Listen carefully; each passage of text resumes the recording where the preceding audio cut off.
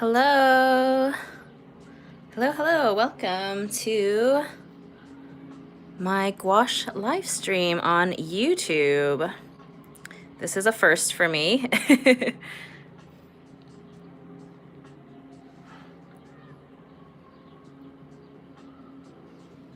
I hope you guys are doing well.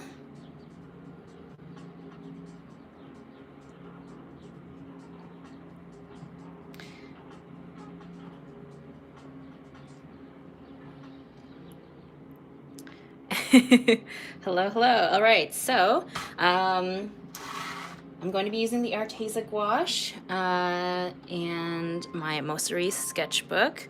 I've got my ceramic palette here.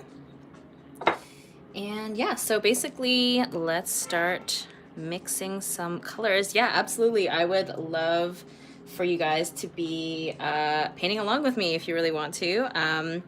I think if I did it correctly, I have linked the photo reference that I'm using in the description, so you can paint along with this using the same photo reference or something else entirely.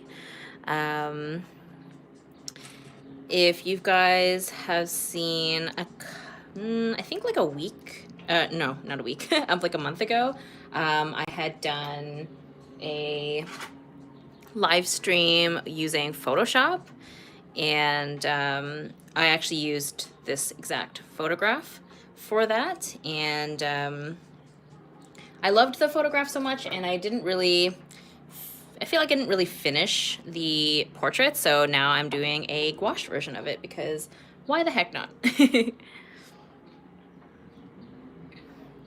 And apologies if I miss any questions or miss your comments there. It's a bit of a balancing act, keeping up with the chat room and the stream.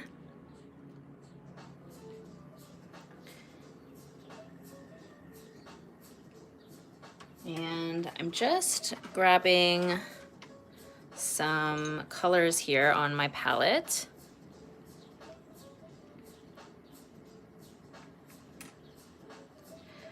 I'm doing pretty good, actually. Thank you for asking. I hope you guys are doing well as well.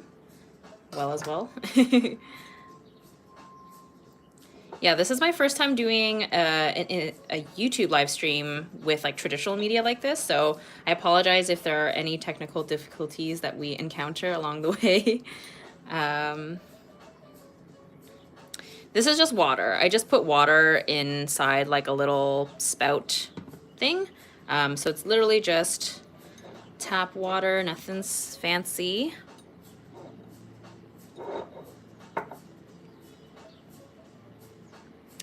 Have you watched Beastars? Oh my gosh.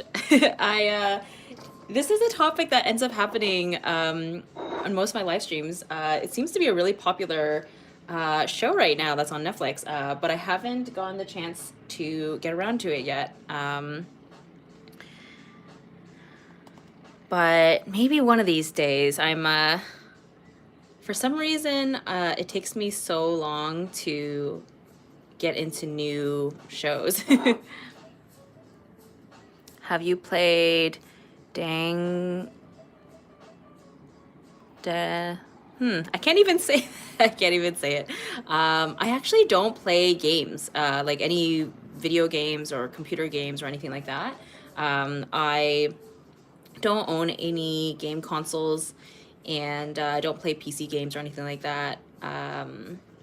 So like not even Animal Crossing. I can't even get in on that. It's very popular right now, but yeah, I just like I never grew up with any gaming consoles, so I just never really became a gamer, which I guess is good and bad. Sometimes I feel like I'm missing out, but then other times I'm like, well, I guess I get to be way more productive. Oh, I forgot to turn on some of my lights here. Sorry about that. I think that's a little better.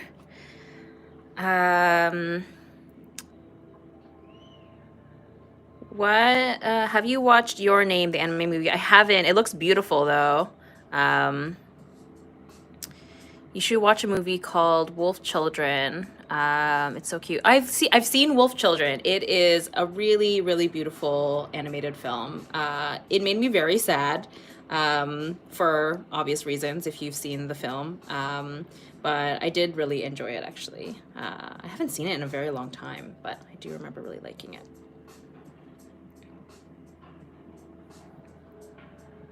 Yes, Lore Olympus is something that is definitely been on my list for quite some time. Getting recommended it from you guys lots. And as someone who, you know, grew up reading manga, graphic novels definitely would be something that I would definitely be interested in. And I love that it's kind of, Lore Olympus seems to be, you know, based in kind of mythology. So it definitely is something that I'm sure I'll love when I finally get around to it. But yeah, like I was saying earlier, it takes me so long to finally get into new things. I think I find myself consuming things that I've already seen before, because that way I'm able to like put it down easier and then get back to work. Whereas if I pick up something new, I'll just end up like binge watching it for an entire day and then not get anything done. So yeah. But yeah, right now I'm just putting in very watered down layers of gouache. They speak Greek in the comic. Oh, that's so cool. I love that.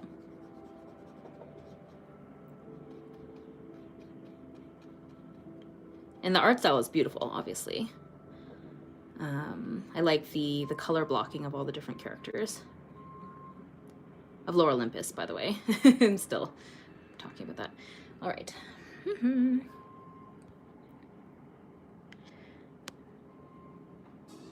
I've never tried the Royal and Langnickel gouache before. I've only tried I've only used their paintbrushes.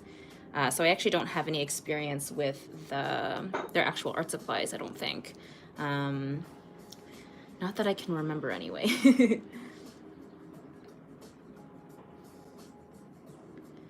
So something that I really love about this photograph is her skin is very dewy, but I've been very distracted by this very fast chat room and trying to make sure I preserve these highlights. Although with gouache, it doesn't make a big difference because we will end up going over everything anyways because it is an opaque medium. But for these early stages, I like leaving the whites to the paper, similar to watercolors. But it will get covered up. If you guys seen my newest jelly gouache video, you'll know.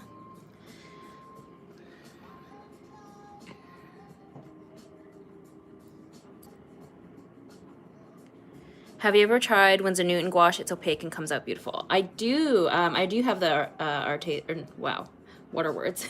Yes, I do. I have the Winsor Newton Designer's gouache. It is really, really nice. I haven't gotten the chance to use them too much because I've been trying to flip-flop between the Arteza and the Jelly Gouache currently because so many people have been asking about them, and I know that the Winsor Newton Designer's gouache is like a professional grade gouache, and so it's actually quite expensive. And I know that a lot of people are curious about gouache that is more affordable, and so that's why I've been putting so much focus on the Arteza and Jelly Gouache currently. But I would definitely love to pick up the Winsor Newton gouache again because they are really nice and I haven't gotten the chance to use them in a while, and it might be nice to maybe be able to see a comparison between the Jelly Gouache, Arteza gouache versus like an artist grade gouache, since it's been a while since I've used them, so that might be good to be able to get a more direct comparison. But then on top of that, I also really enjoy using acrylic gouache, so it's always difficult juggling all the different things in my collection.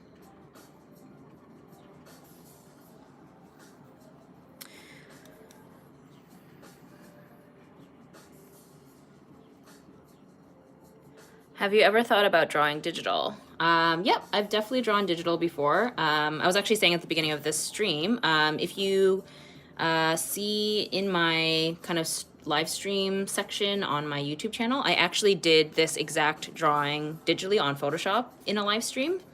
And I did do some coloring in Photoshop as well. So I do dabble with digital art here and there, but just not a ton because I prefer to work traditionally.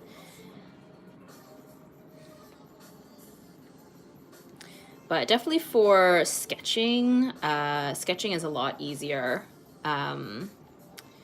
with digital because, you know, you can manipulate and move things around and resize things as opposed to with sketching. Traditionally, you have to erase and then start all over. So definitely some good benefits there with digital artwork.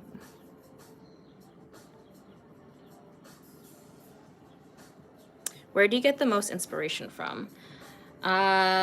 Inspiration comes from everywhere. I don't think it's something that, like, I think most artists, you definitely benefit from getting inspiration from multiple different sources, because if you only gather inspiration from one place, then it just becomes a very narrow kind of viewpoint. And especially if you're drawing inspiration from other artists, you definitely you don't want to be copying, right? So for me, inspiration comes from film, TV shows, animated, especially fashion, nature, beauty trends, comes from all over the place.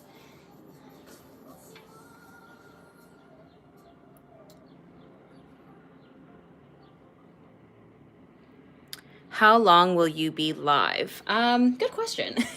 When I do my Instagram live stream, so like Instagram, you're only able to do 1 hour at a time, and then I usually end up streaming for like 3 hours. Because typically what ends up happening is I like to try and get whatever it is I'm working on finished. And so that usually ends up being like a long duration of time. So we'll see. I always end up setting out to, I think, go into the mindset of like, yeah, I'll stream for like 2 hours, and then it ends up being like 3 plus. So we'll see. Definitely not more than 3 probably, but we'll, you know, depends on how long this takes me. Maybe I won't end up finishing it, who knows.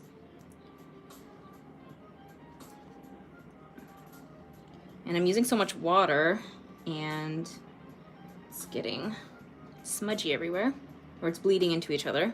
Maybe I should move on to the hair. I put out these like really yellow tone colors, and I'm not sure if I'll end up needing them.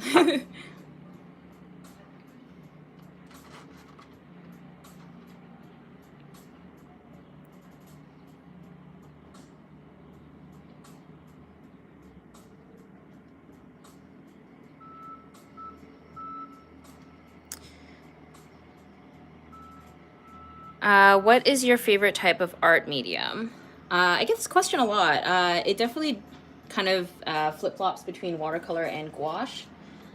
I really like them for different reasons, but and then I also I really enjoy using them together. So yeah, I really enjoy both of them. I did have I have like a frequently asked questions in the description of this YouTube video, so If I don't answer your question, it might be because it's answered there. Just trying to open this tube of paint. It's like really stuck.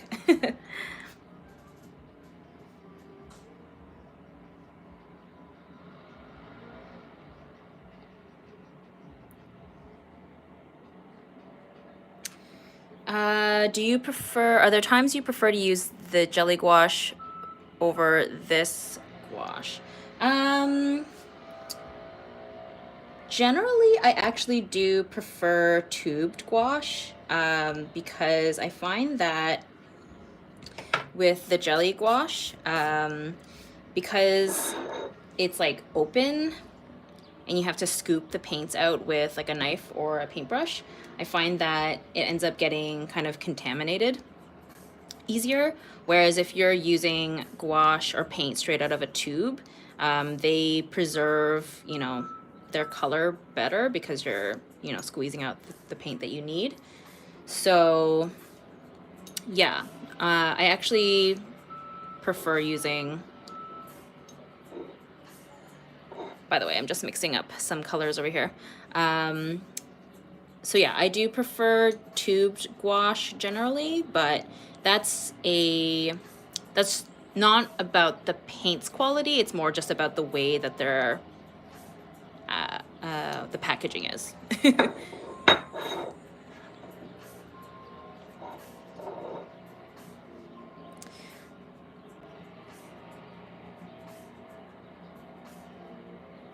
Do you prefer watercolors in a palette or tubed? I really like both, to be honest. For a long time, I only used, for a really long time, I preferred using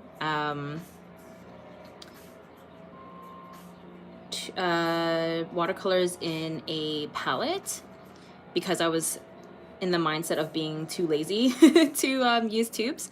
But now, actually, I really enjoy using tubed paints if I'm gonna have a very limited color palette. It kind of forces you to be more mindful of how many colors you're gonna use, because sometimes if you've got an entire palette open of colors, it can be kind of overwhelming, and then you end up, you know, feeling the need to use so many different colors because they're just ready and available to you.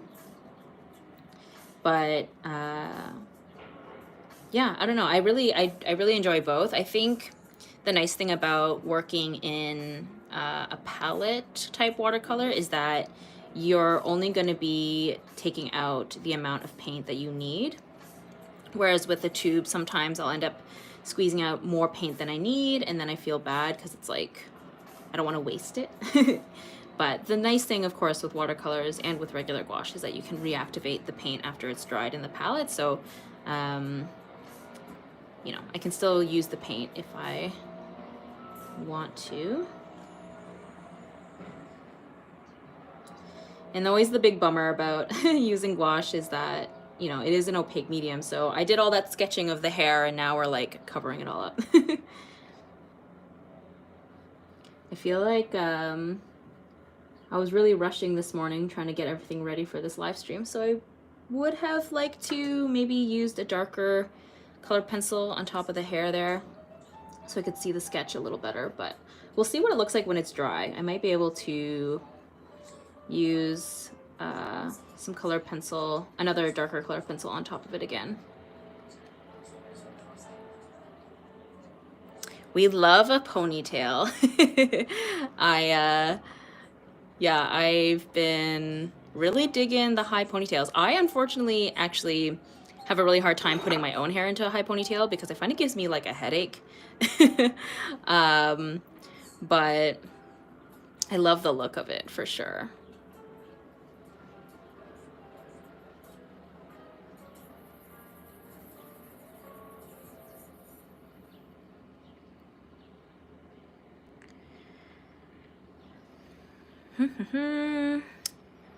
Have you ever tried acrylics? Yes, I have. I actually, when I was in high school, acrylic paint was actually the first paint that I really got introduced to. Watercolors was something that I actually taught myself, but acrylics was actually something that I used in high school. And I have tons of them, and I've been meaning to get around to using them a little more, especially since I haven't made a YouTube video about them yet. But like I was saying earlier, gouache and watercolors are definitely my preferred mediums, and so acrylics is something that is on the back burner, but I probably will get around to using them eventually, or using them again, I should say, or using them more, I don't know.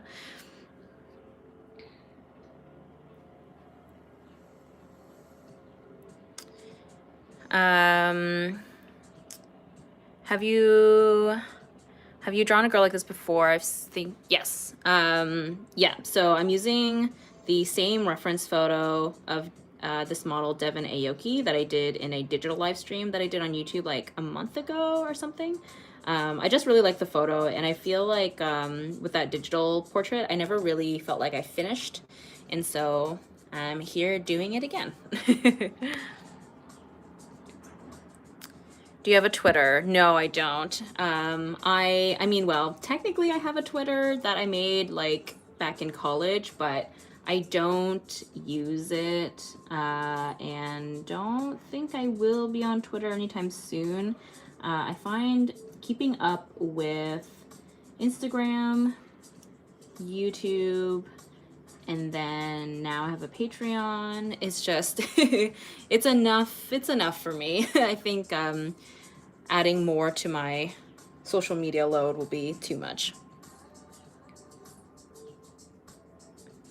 Can you maybe do a video about light and shadows? Honestly, I don't think I'm the best person for that because I feel like I'm still learning about light and shadows. If you saw my most recent YouTube video, the kind of gouache portrait walkthrough, my big takeaway, or the big takeaway I guess with that, is choosing photo references that have a more clear light source so that you, when you're studying and you're working from the reference photo, you build that muscle memory of learning how the shadows and the highlights happen. It's just something that you have to build from practice, and I definitely am not in a place where I'm fully comfortable teaching about it. Do you use oil paints? No, I don't. I tried them once in high school, and I didn't like using them because I felt like I'm kind of an impatient person. So using oil paints, it's just too long of a process because it takes so long to dry. And so even though, you know, the only time I tried them was in high school, and I'm sure that I would probably have a better handle on them if I were to try them now. But generally, it's also just a lot of kind of setup, and yeah, it's just not something that I think really appeals to me. I prefer to work on something in like a couple of sessions and just have it finished, whereas oil paintings can take, you know, weeks and months to start and finish. So I just would get sick of it pretty quickly. Same with animation. Like, animation was something that I thought was an industry that I wanted to get into when I was in high school, like my early high school years. And then I realized that animation, similar to, well, not similar, but in the same manner with oil paints, it's something that takes a very, very long time when you're working on like a single project or whatever. And yeah, so similar to oil paints, animation's just like, I'm way too impatient for that. And I know that like with oil paints, you can buy mediums that like speed up the process, like the speed up the drying time. But at that point, I'm like, well, then I might as well just use a medium that already has a fast drying. Like, the paint itself is already inherently fast drying. So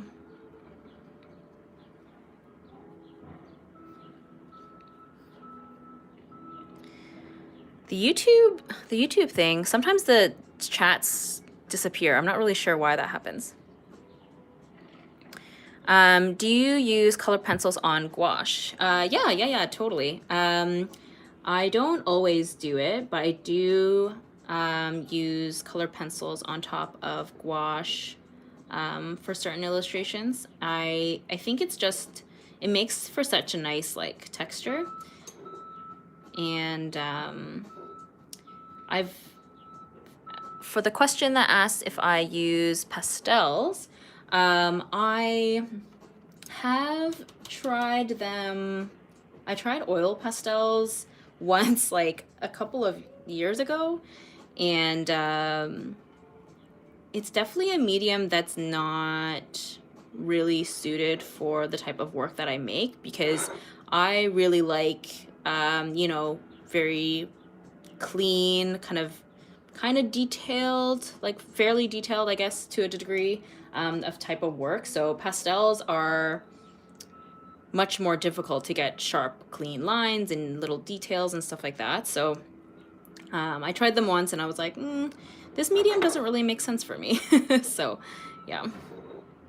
But I still have the pastels laying around somewhere, so maybe I can bust them out for if I want to take on another challenge or something. But honestly, there's so many YouTube videos, YouTube video ideas that I've been wanting to do that I'm having a hard time keeping up with all my different ideas. So we'll get there eventually.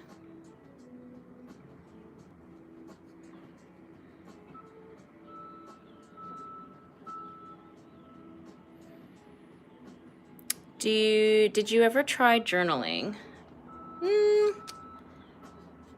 More recently, I do have a bullet journal, but I only use it for more practical reasons. So basically, I just use it as a calendar, basically, like for schedules and stuff. So it just has the month and then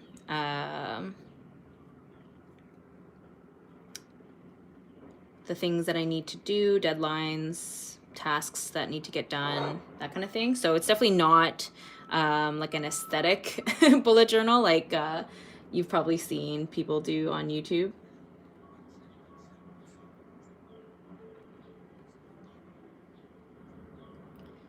This the photo that I'm using, the light in it and her skin is very, very warm, which I like. It's very summery, definitely got that summer vibe. So I'm trying my best to really kind of show that super, super warm, super warm tones. But of course now we're like getting into when the painting looks extra weird and ugly. And I can't believe there's so many people in this this stream. This is wild. I apologize, I'm not able to get to everybody's questions.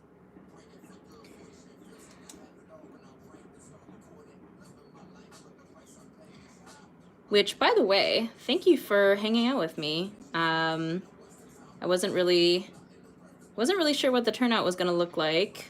I kind of assumed it was gonna be similar to my Instagram turnout, which is usually like 50-ish people, but there's like, if I'm looking at this correctly, it's quite a few people. Hi, do you have a tutorial about blending gouache, specifically skin color? I've been trying to use gouache, can't do it properly. Well, if you check out my most recent YouTube video, I did a entire kind of walkthrough using the jelly gouache, painting a portrait. It's obviously it's sped up because the portrait itself took about 3 hours, and the video is about an hour. But that is probably the most detailed video I can provide in regards to my portrait painting process. Although actually I do have my live streams of my a few different gouache portraits that I've done on Instagram during Instagram live streams. So those are all in real time. So that might help too. Although during my live streams, the conversation sort of goes all over the place. So it's not always about the process necessarily.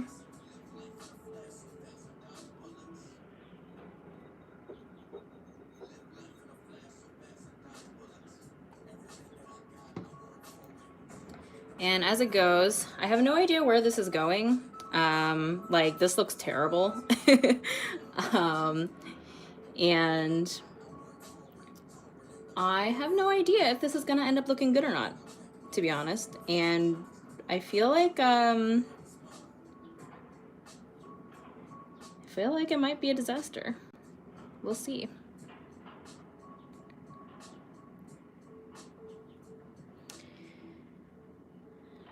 I have an entire video talking about acrylic gouache. It's actually my preferred gouache. I actually prefer using acrylic gouache over regular gouache. So if you are interested in that, I have a whole video talking about that process.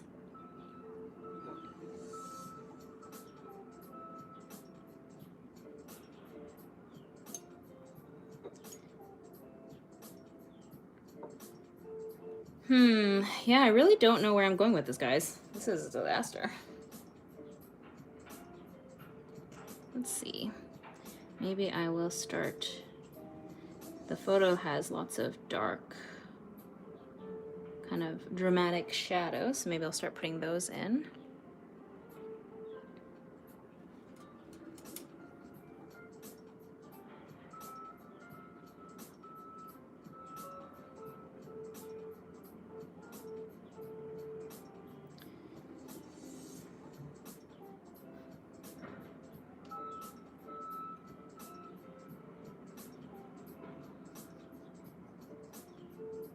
So someone had asked, how do you prevent colors getting too muddy? And I think the key is not to use, try not to mix too many colors together.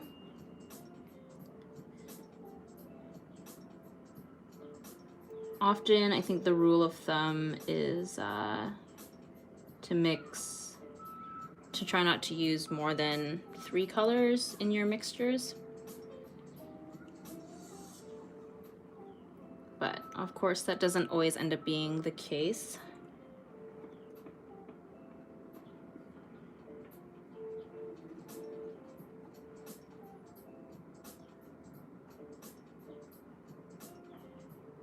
It definitely went like a little too yellow with a lot of the skin here, but I find that it's good to,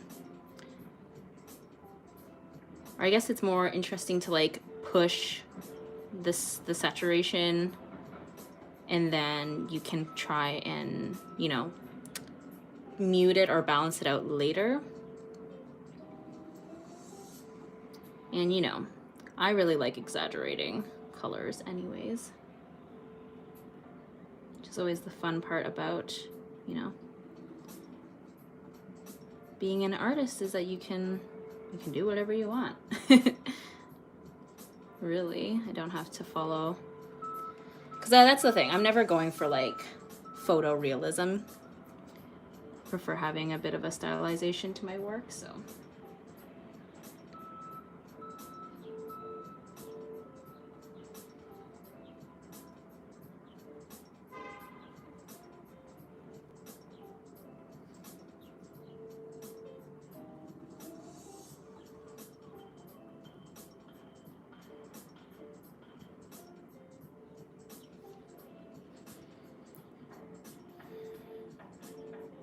Do you like BTS? I actually don't really listen to K-pop. Obviously, I definitely understand the appeal. You know, I've watched a music video here and there, but yeah, I don't know. It just wasn't something that fully got me hooked. But I definitely definitely understand why it's so popular. The you know, the production and the fashion and the choreography and the music is really catchy. So yeah, I definitely understand the appeal. I've been seeing I've been seeing tons of like posts going around that I guess BTS hit their like 7-year anniversary, I guess, which I guess is very exciting. I made a mixture. Yeah, I made a mixture here. I don't remember what colors I used, but it's definitely like too, I don't know, it's not quite the right shade that I want. It's too ashy. But now I have to wait for that to dry before I fiddle around with it more. Let's see. That's always the tough thing about doing live streams is, so normally I would be using like a hair dryer to speed up this process so I don't have to wait for things to dry. I usually use like a hair dryer to like get the layers to dry quicker, but I don't want to make you guys endure a loud hair dryer.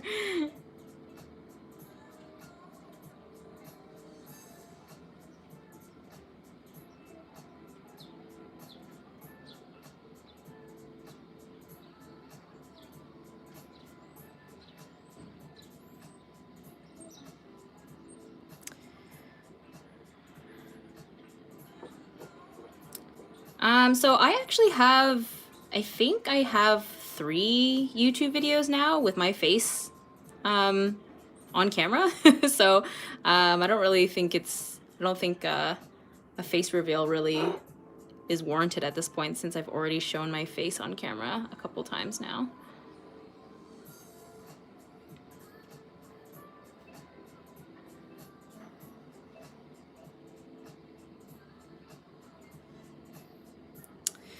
You're so pretty. Aw, thank you.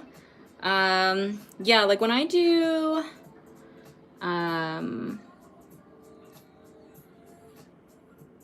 for me, like my YouTube videos or my YouTube channel, the focus is the artwork. And so a lot of the times, you know, showing my face on camera isn't really necessary. Like, it's more about the painting process or whatever is going on for that particular YouTube video. But it is fun filming what they call it, like talking head is like what the term is, I think, if you're filming yourself on camera. But yeah, it can be fun filming talking head videos because then it gives me an excuse to like get all dolled up and put makeup on and whatever, because yeah, I've been in quarantine for like, you know, 3 months or whatever it is. And so I have very little excuses at this point to put makeup on and whatever. I just like look like a potato most of the time because there's no point.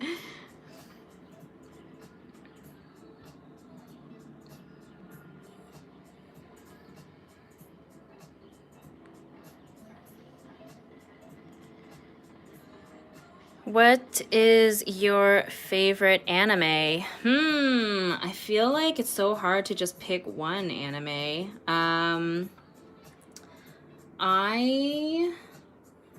Obviously Sailor Moon and Cardcaptor Sakura have like a very special place in my heart because those are the shows that you know, I first started watching. But something that, or a show that I never get sick of and I always recommend to people, if especially if they're not necessarily into anime and they're like kind of curious about it, is Full Metal Alchemist Brotherhood. I actually just started rewatching it, and it's, even though I've already seen the series like multiple times, it's still like just as thrilling seeing how everything unfolds. It's so good.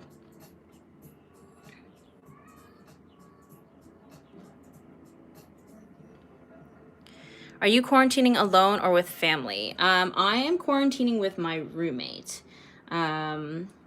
which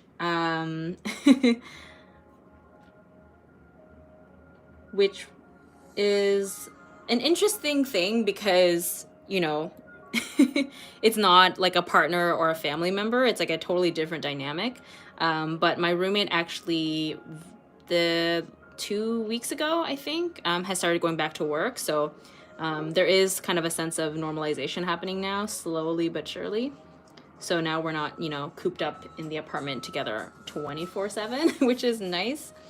But yeah.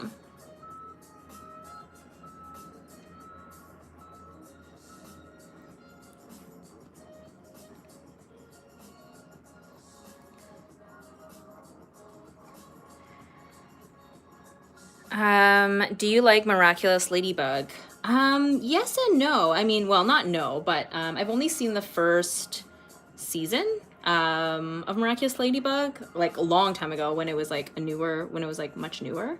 And I thought it was adorable. I thought it was super, super cute. Yeah, I just never ended up like going back to it. It was, but I did think it was a very fun show for sure.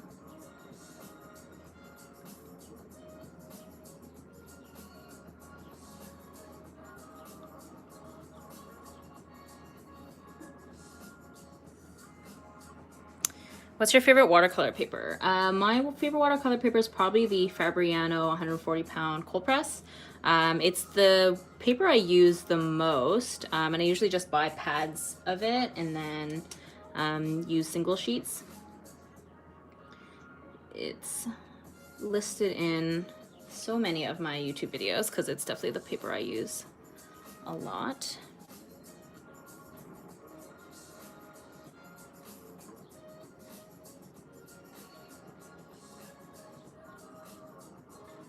Have you ever used the Canson mixed media sketchbooks? Yes. I have, mostly for very like light washes of watercolor and markers. I think I use them mostly for markers and colored pencils.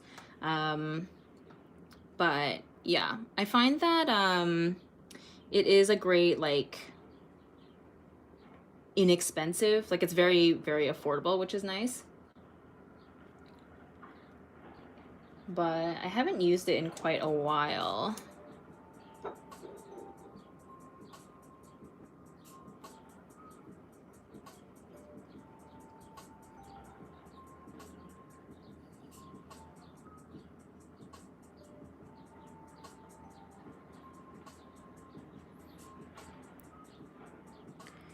Do you plan on doing more 6 fan arts challenges?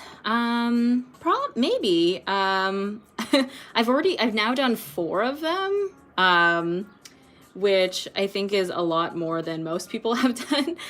But I mean, I love doing fan art. I think it's so fun. Of course, I love doing like original content too. I have like, I truly love doing original stuff and fan art pretty equally. But yeah, I don't know. We'll see. We'll see if I end up wanting to do the 6 fan arts again. At this point, I might just end up doing more finished fan art artwork soon, which is something I haven't done in a while.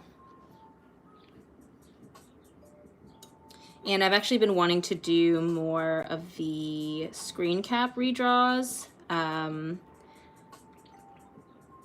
So I'll probably end up doing that actually next in terms of fan art, because those are really, really fun. This is turning out so ugly. As it goes with with gouache. It's like we are really, really in this ugly stage right now. Do you like Minecraft? I've never played Minecraft, so I wouldn't know. Actually, as I was mentioning earlier, I think I might use a darker color pencil to kind of just map out the hair again a little bit, because I did lose a lot of the sketch here. Let's see. Which is always a bummer, because I feel like I really liked how the hair looked in the sketch phase. I mean, not that I can barely like see it, but worth giving it a shot.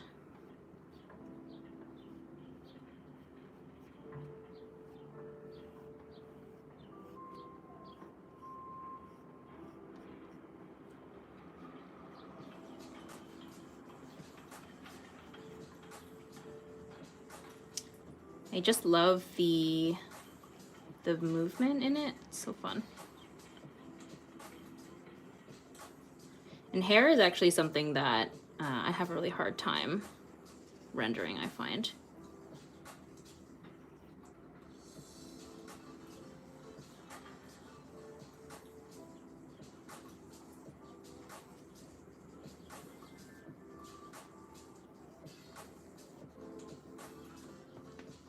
Yeah, I feel like this is definitely not what the original, my original sketch looked like, but c'est la vie. At least this gives me an idea of where to go.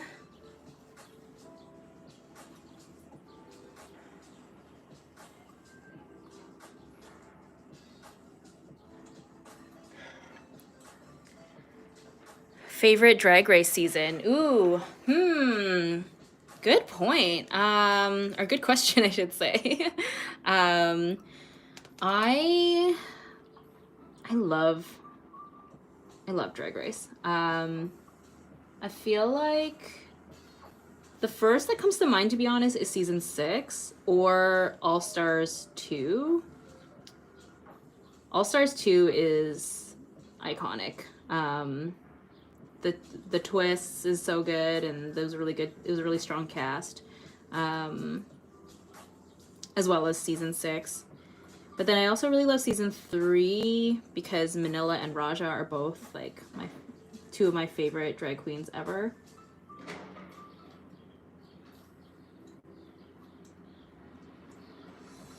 Season 4 obviously had like really iconic drama, but it doesn't really have any of my like favorite queens. But yeah.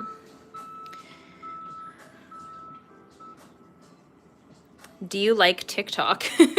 Not particularly. I don't have a TikTok. I don't use TikTok. I guess technically I've seen TikTok videos because they end up, you know, making their way onto Instagram, into like my explore page or whatever, or people like repost them on in their Instagram stories. But yeah, I feel like I understand why TikTok is so popular, and like, you know, some of the videos that I've seen are pretty funny, but like I was mentioning earlier, like it's so keeping up with YouTube and Instagram, it's like that's and now Patreon, it's like that's enough social media platforms for me.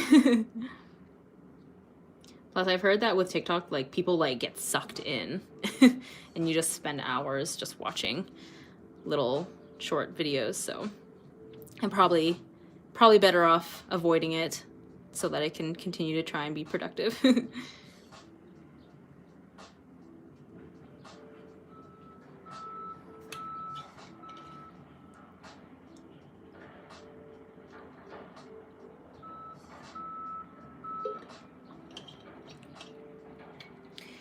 Who's my favorite Bleach character? I think it's probably got to be Toshiro Hitsugaya. He was always my favorite when I was in high school because I thought he was cute. But rewatching Bleach again, I still really like him. I think he's got a really, really cool Zanpakuto. I'm always a sucker for like elemental powers. I also really like Renji. Renji is really cool. Of course, I love Yoroichi, who I drew in my 6 fan arts challenge. She's amazing. But yeah, Bleach has so many characters. Lots of great characters. It's hard to narrow it down. Plus, I'm the type of person who's like incredibly indecisive because I'm a Libra, and that's like the thing.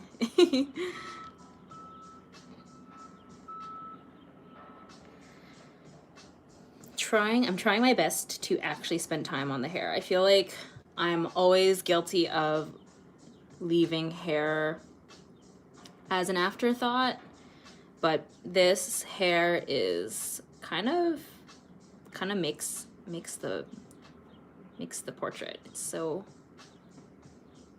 such a focal point. So I'm gonna try and actually spend some real time rendering this hair.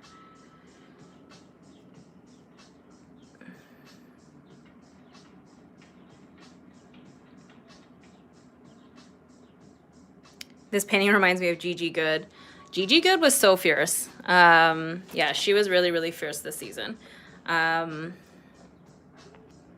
she did have like a warm hair a few times. What was your favorite subject in high school? I mean, I don't think it's surprising for me to say art. Visual arts, definitely, by far. I'm the type of person who had no interest in. I had very narrow interests, I should say. Like I didn't have any interest in science or math or history. Not athletic, so didn't care for sports at all. I didn't even take music. So yeah, I was very much an art kid for sure in high school.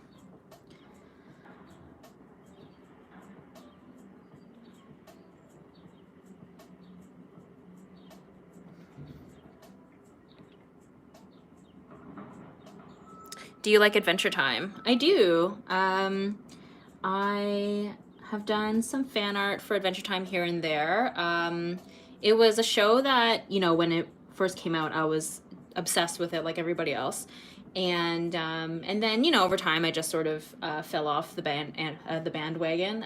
Not because I thought that it was bad or anything. It was just, you know, it just happens. And then when I heard that the series finale had happened, I was like, oh my god, I can't believe like it's over. And so I went back and watched the finale, and it was so sweet. I loved it.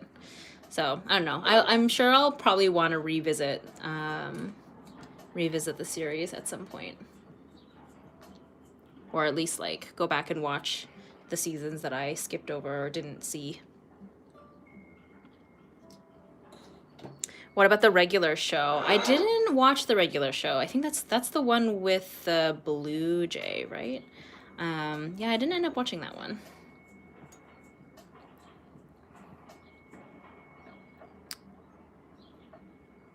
What's your favorite type of music and artist / bands? I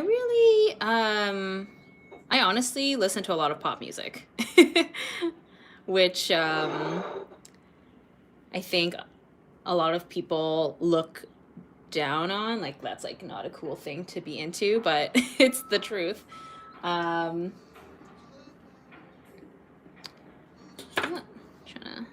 trying to get the right shade here, and I'm not getting it. It's like this is too muddy. Let's see. Yeah, I'm using the wrong color to try and get this. Let's see.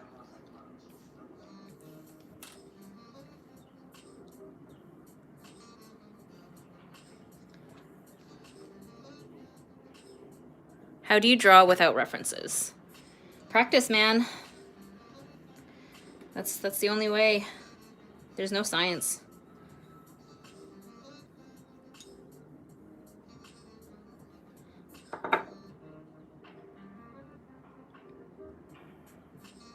But yes, I do have a reference for today's drawing, for sure. But that's literally how it happens. It's just like you work, you practice with using reference photos, and then eventually you build that muscle memory to be able to create work without reference photos. But I don't think that I'll ever get to a point where I never need reference photos. There's always going to be something that requires me to use one, especially if I'm drawing something new, like something that I've never drawn before. The key, I think, is when you are compiling, if you're in the mindset of creating like a full illustration, the key with that is you want to be using multiple reference photos so that you're actually constructing a new illustration with your own vision, as opposed to just replicating somebody else's single photograph. Whereas right now I'm just using a single photo reference because I'm just doing like a photo study, like a portrait study. But like for example, like all of my illustrations during Inktober, I was doing a lot of like fantasy illustrations, and there were lots of kind of costuming and posing and backgrounds and more things involved. And so with those, it was a combination of using multiple photo references for costumes or background or certain objects or a certain pose or a certain hairstyle, whatever it is. So it's kind of a hard thing to explain, but yeah. Like even, you know, the old masters, they would have like a real model sitting in front of them. So they were also working from reference. There's nothing wrong with using references. It's just a matter of, you know, how you go about using them.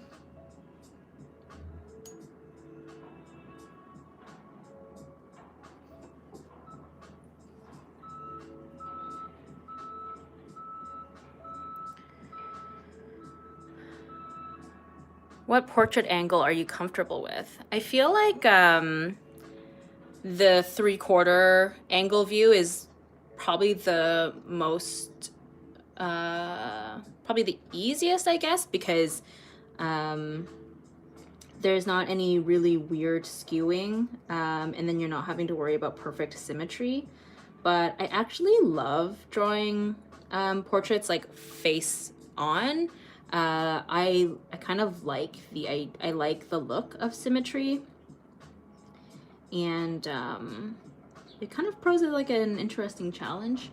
But yeah, there's something very satisfying about symmetry, which is probably why, you know, Wes Anderson films are so stylish and, you know, visually appealing, because he also like shoots and films with a lot of symmetry in the way that he frames his shots. Have you read The Selection? It's a very good book.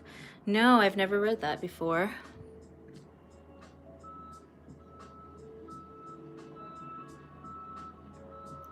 Have you ever used markers? I guess there's a lot of new people here. I've done a couple YouTube videos using markers and colored pencils. It's a medium that I had a really hard time with for a long time, and eventually I just got into the mindset of using colored pencils on top of the markers, and yeah, that's sort of been my way of approaching using alcohol-based markers, and I really enjoy it.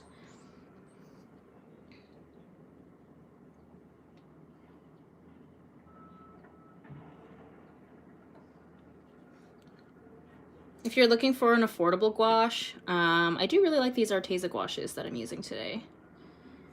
If you're looking for artist grade quality, the Winsor Newton designer gouache are really nice, but they are very expensive because it is a professional grade.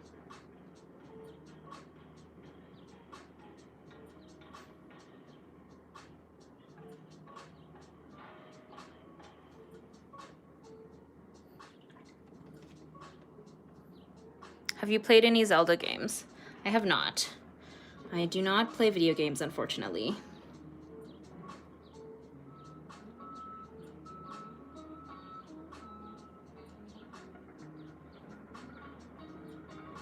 I'm trying to decide where to go from here.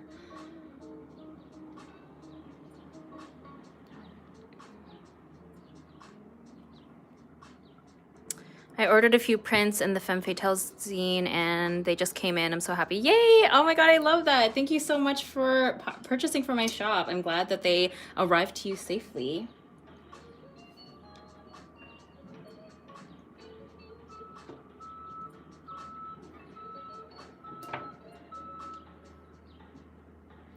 Actually, I've barely put any paint on the rest of her hair, so maybe I should do that. I always get caught up in the face, and then I always leave the rest blank.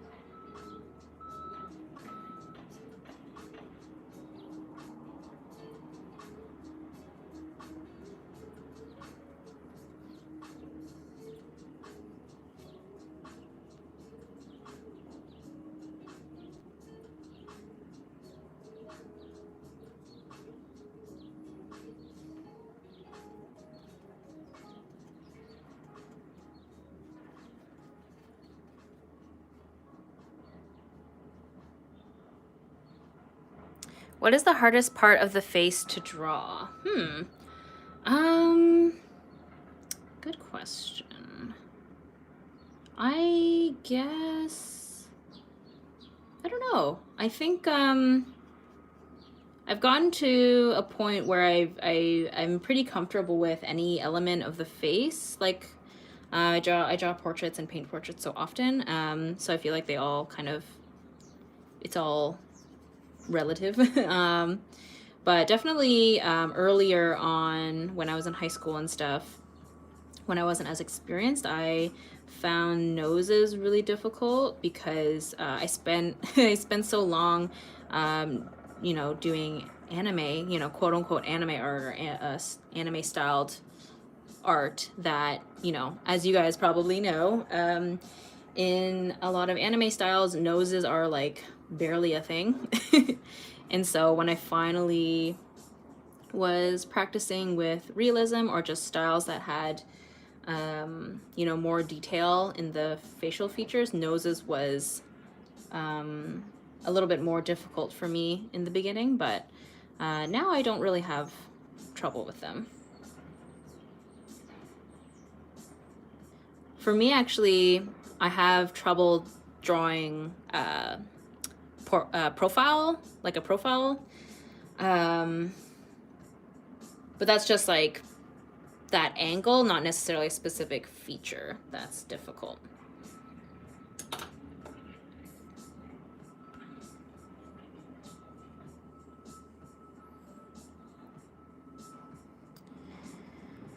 Any tips on taking photographs of your artwork? Lighting is key. I just use my iPad during the day under a window, so when when the sun is overhead, so usually I find that I get really good light in my bedroom around noon, 1 o'clock roughly, so long as it's not like a really overcast day or something. So I just literally photograph right under my window using natural light, and then you can just adjust the brightness a little bit on a photo editing app. It's nothing complicated.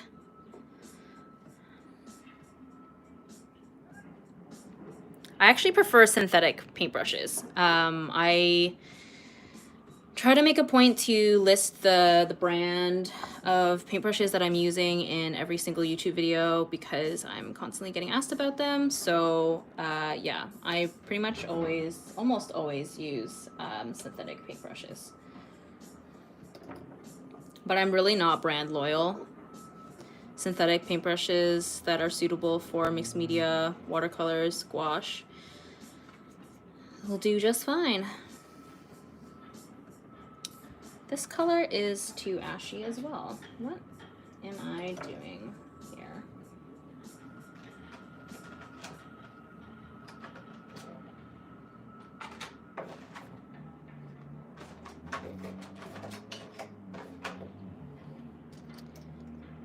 I feel like today is just not a good painting day for me, I guess. I'm also like using this like Arteza gouache set has so many colors, and I feel like every time I'm using them, I'm always end up using new colors, and it's just getting used to all the different shades that's available and how they mix and stuff. It's all a learning experience, that's for sure.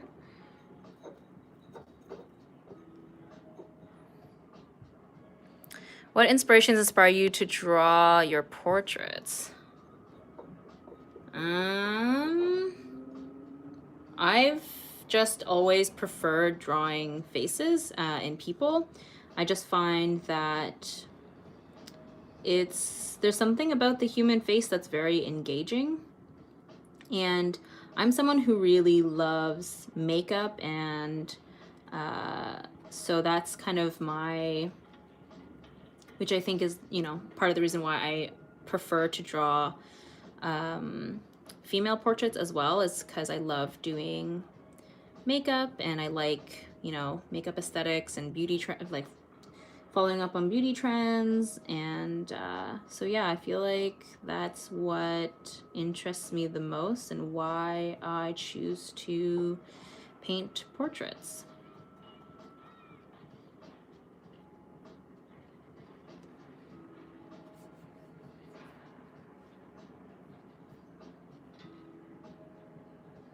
Are you using the premium Arteza gouache or the regular set? I am using the premium, it looks like, yeah. Yeah, no, I definitely don't think there's anything wrong with the quality of the gouache. I've been using them, this is like my 4th time using this Arteza gouache now, and definitely the challenges I'm facing right now is definitely not something to do with the quality of the gouache, it's more just the color selection and the color mixing that I'm doing right now. Because I'm using a lot of colors that I've never used before, and I guess I'm just, you know, the mixtures are not quite turning out the way that I want to, and there's the pressure of trying to keep up with this chat room and painting at the same time. But yeah, this is a perfect example of why I don't have tutorial videos on YouTube about color mixing or shadows and values or things like that, because I'm still a work in progress. I'm still learning these things as well.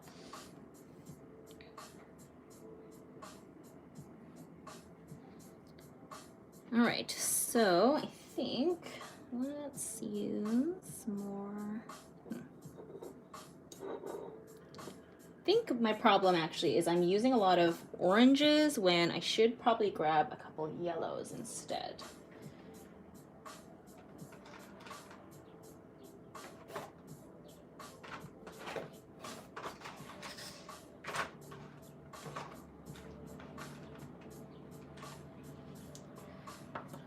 Let's see.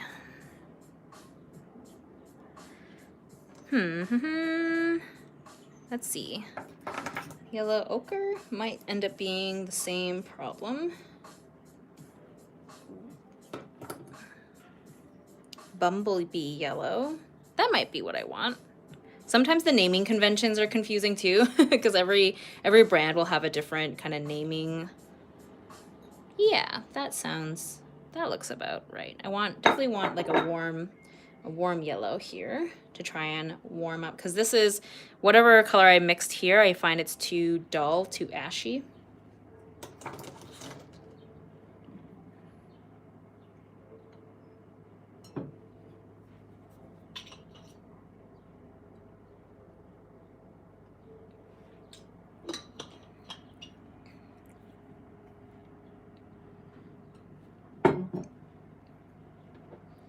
All right, let's see how this looks.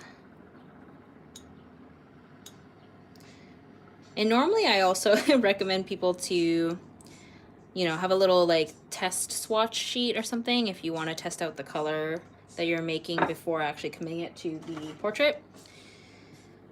Oop, I just touched it and it was wet. Whoops. But I am not doing that today because I don't know. Oh, you know what? Actually, I just realized I purposely made all this space underneath her so that I could literally do that, so I could swatch colors. I just forgot. All right. This color, I think, is better. Yes.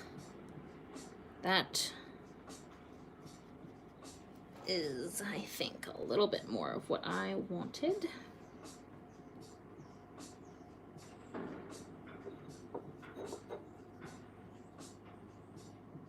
Why is your name I'm a Wonder? So I came up with I'm a Wonder. Originally, it was just meant to be for my personal Instagram when I was in college. You know, I felt like being unconventional and I wanted to use something else other than my name. And I think part of it might have to do with my love of Alice in Wonderland. And yeah, so that's what I went with. And And then slowly over time, my Instagram morphed into an art Instagram. And by that point, that was what everyone kind of that was what people started to recognize me as. And then I sort of was like, well, I guess this is my brand now. Sometimes I kind of wish it was just like my first and last name, because I think it would be potentially a little easier. There's been times where some people think my first name is Ima. So it does kind of make it a little bit confusing sometimes, but I don't know. It's yeah, I'm just gonna keep rolling with it because I feel like I've committed to it now. All of my platforms basically are I'm a Wonder, so I've made my bed.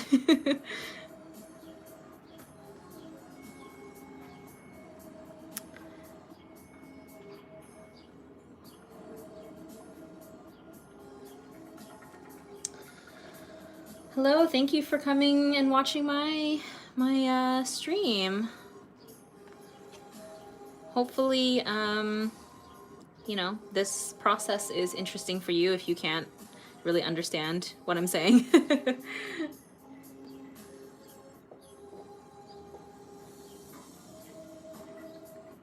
What digital program do you use? I don't do a lot of digital work, but when I do, if I'm working on my iPad, I'm using Procreate, and then if I'm working on my computer, then I'm using Photoshop.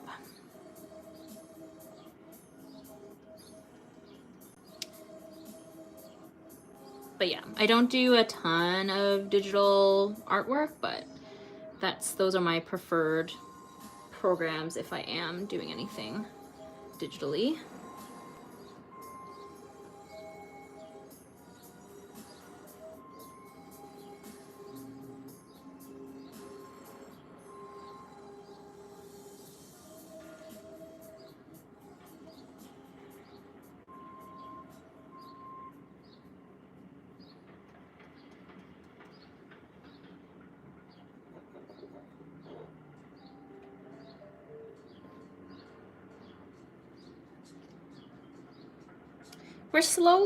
It's slowly getting somewhere. It's very chunky, but we're making progress. Feeling a little bit more optimistic about this.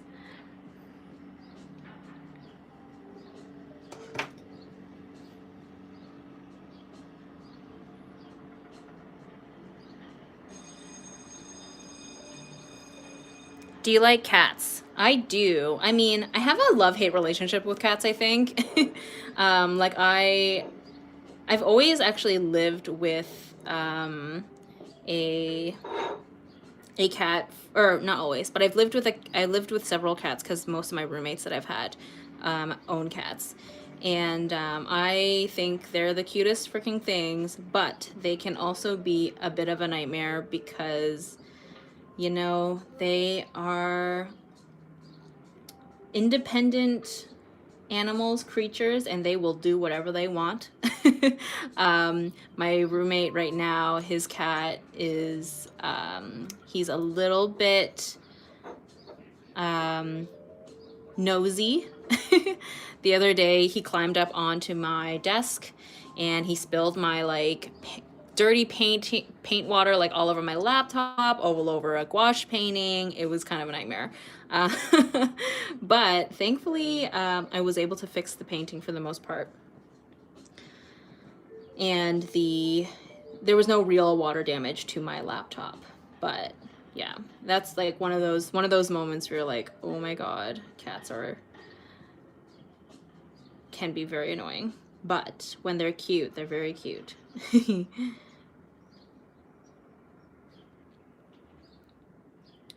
But yeah, I'm totally the type of person where if I'm like walking around and I see like, you know, a cat out in the distance, I like freak out. I'm like, oh my god, it's a cat. I like want to, you know, pss, pss, pss. And then when it doesn't come, I get so heartbroken.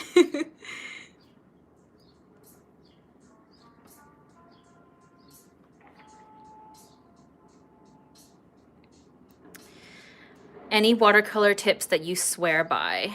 I guess my main thing, I guess, with watercolor that I always say is make sure that you're using watercolor paper when you're using watercolors, which I guess sounds, I don't know if maybe that sounds redundant, but honestly, it makes such a difference. And to take that a step further, I definitely recommend I personally prefer 140-pound watercolor paper as opposed to like a 90-pound or a mixed media, because it can hold so much more water and so many more layers. And the benefit is, you know, if you are interested in gouache as well, that paper is applicable for gouache as well. Because yeah, I feel like using, you know, a paper that's not meant for watercolor, it's going to be working against you and make it really difficult to use.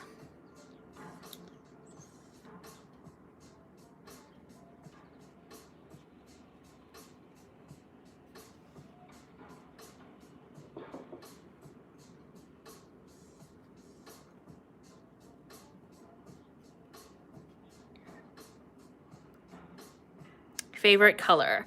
I definitely think that millennial pink, like a baby pink, is my favorite for sure.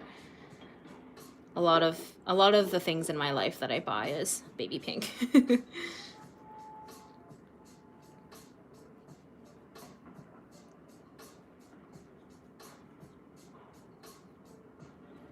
But funny enough, like my branding right now on my like Patreon page and my YouTube, it's all purple. So it kind of makes it look like purple is my favorite color, but I do love like a lilac lavender color as well. I'm a sucker for pastels in general, but baby pink is my ultimate favorite. What's your favorite ice cream flavor? I freaking love ice cream, guys. In one of my like YouTube Q&A videos, someone had asked my favorite ice cream flavor, and I like went on like such a huge tangent answering that question. But yeah, I really love ice cream. I love frozen treats in general. I have a sweet tooth for those kinds of things. But yeah, I think matcha is one of my favorites. I really, really love matcha ice cream. I also really love something that's a bit more unique and not available everywhere. It's usually more of like a gourmet ice cream place that I've seen, but I've been seeing Earl Grey flavored ice cream, which sounds strange probably to some, but it is amazing. It is so good. And then if we're going like sorbet, I really love mango. Mango is my favorite fruit, and I feel like mango ice cream, you can never go wrong. It's always so delicious. But yeah, I actually bought a tub of pralines and cream ice cream yesterday, and that was also quite delicious.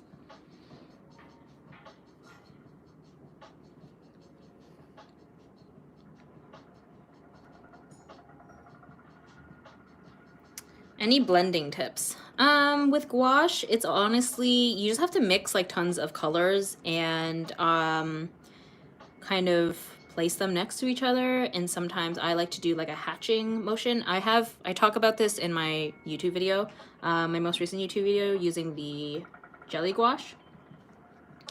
Like, this is what my palette looks right now. So I like having multiple colors mixed, and then I just sort of pick between them.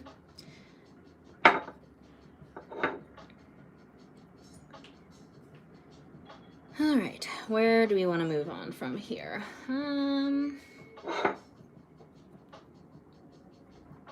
Okay. Get more warmth over here.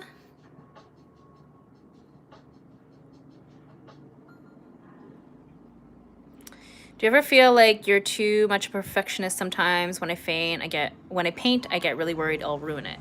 Yeah, I totally feel you on that for sure. I definitely think that I have perfectionist tendencies as well.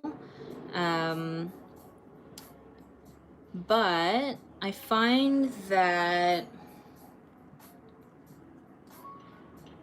after having, you know, gone through painting processes fairly often. I understand that even though, you know, a painting may look really haggard and ugly for a while, I know that most of the time, if you keep pushing through, it'll typically look better as you go.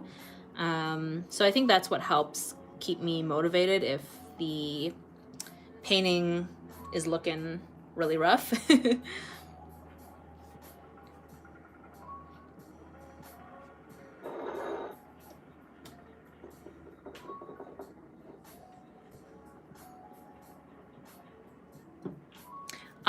So I live in Canada, and French is technically our second language. So I actually did take French up until grade 9.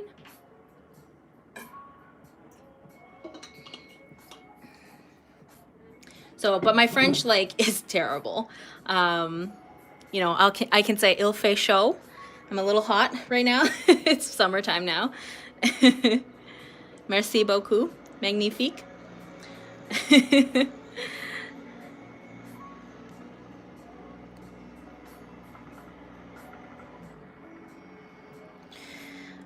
What are your tips for going through the tedious, ugly stages of a painting? What do you do when you lose motivation in these stages?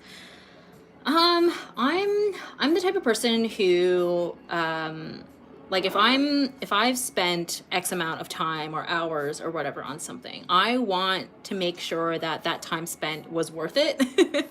And so I feel like when you know, we're in that stage of, oh, it looks ugly, or I don't know if this is gonna look good or whatever.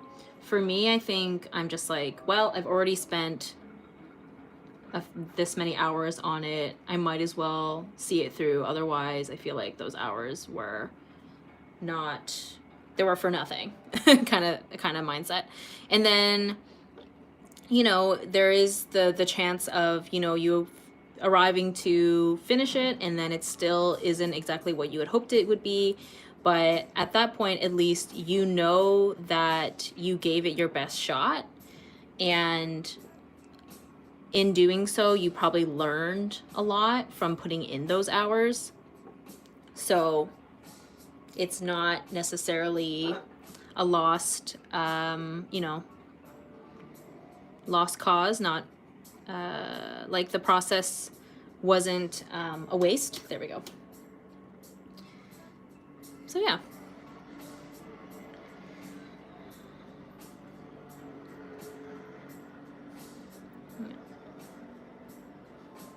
Foreheads are really hard. I think I had someone ask me, you know, what feature I have difficulty drawing. Obviously drawing the forehead isn't really an issue, but painting the forehead I find is actually really hard. Because it's just like, you don't want it to look like too much of a dome, but you also don't want it to look totally flat either. Who's the artist you admire the most? There's so many. People ask me my favorite artist all the time, and I don't have like a singular artist that I admire. I think, and that's the key of you know, drawing inspiration from other people, is you want to have like a large library. And when I'm doing these live streams, it's so hard to just like list off the top of my head, because there's so many artists that I feel like that I admire that I just blank, like I don't remember off the top of my head right this very moment. But I will say, I think that I owe a lot of like who I am and what my artwork is like and whatever to the Naoko Takoichi, who's the creator of Sailor Moon. Like she just like, she's a legend. She's an icon. Like so much of pop culture and what came after for the like magical genre is really came from her, like influence from her. So, and yeah, even to this day, I feel like my work is, there's always something about what I'm doing that has probably been influenced by Sailor Moon.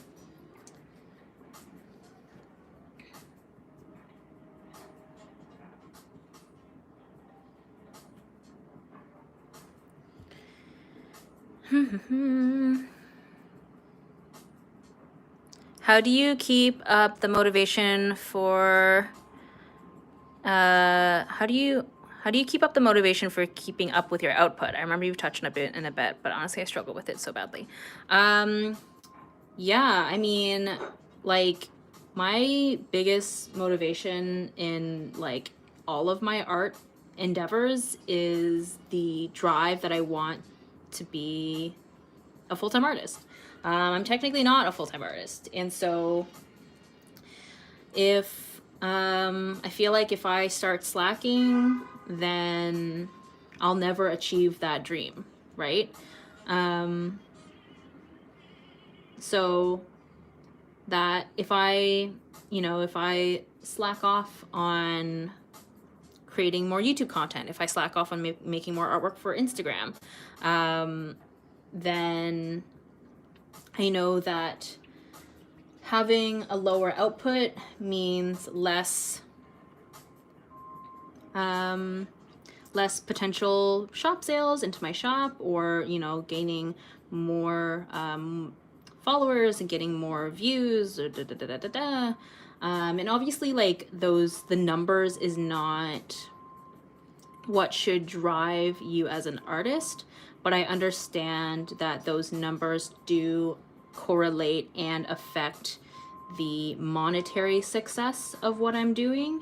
And so the goal for me is to be able to become a full-time artist so that I can actually financially sustain myself from my artwork.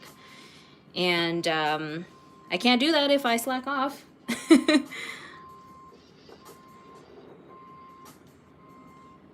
Also, now we're getting to that stage where I'm like using layers that are too thin now. Like, we're at that stage where I should be using much thicker layers, and so that's why we're getting this weird patchiness, because I'm now kind of lifting layers underneath and it's just reacting poorly in general. So that is a cue to me that I need to mix up more paint and use less water, because this is looking really weird.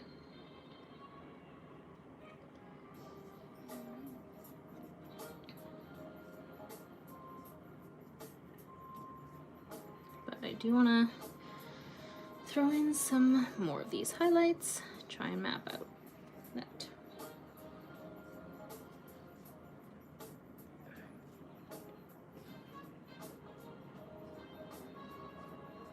What kind of materials can beginners do for training faces?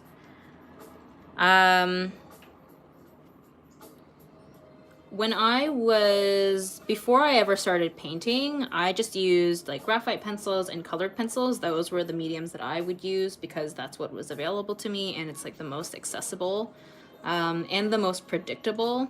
Dry media in general is just, you don't have the unpredictability of trying to mix your paints, or how is this wet layer going to react on this paper, and all those kinds of weird things that you have to keep in mind when you're using wet media. But pencils, colored pencils, like, you kind of know what to expect, and so you can just focus on the drawing portion of it and not have to worry about the painting elements. So if you're in the mindset of just wanting to improve your drawing skills, then just use drawing materials like pencils and stuff like that.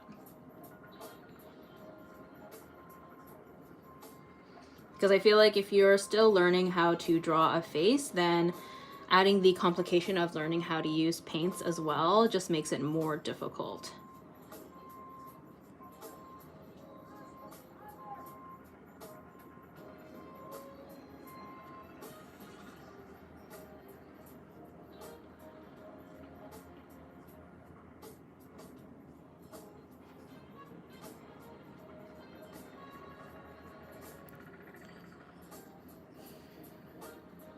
Can I just use any colored pencils to sketch, or should I use a specific type? No, it doesn't matter. Honestly, like, when I was in grade 6 and 7 when I didn't have art supplies. Like I literally was just using, when I first was like, I really want to draw, I just used whatever mechanical pencils I was laying around the house and like computer paper. You don't need anything specific. I think that's a big thing that people think, is that you need certain supplies in order to make artwork, and you could literally use like a free pen that you got from the bank and a napkin. The art supplies don't make the artist. The artist just utilizes tools to create artwork. Obviously there is limitations if you're using like really, really, really bad art supplies, but yeah. Where am I going with this? Okay, so I'm gonna mix some more paint. I think I want some more warmer elements in the shadows, so, or maybe I should start doing the hair again. Let's see.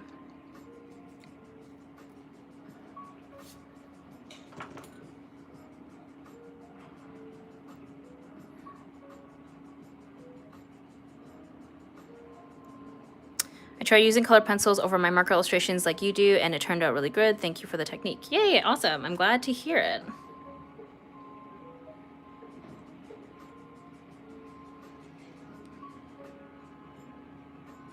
Any tips on fixing mistakes in a gouache painting? I mean, thankfully gouache is an opaque medium, so if you just let it dry and then use more paint on top, then you are good to go.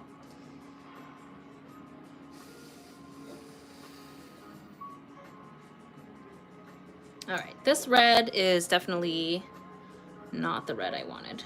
It's a bit cool. I think I want a warmer red. Let's see. Actually, I might be able to use this for the lips though.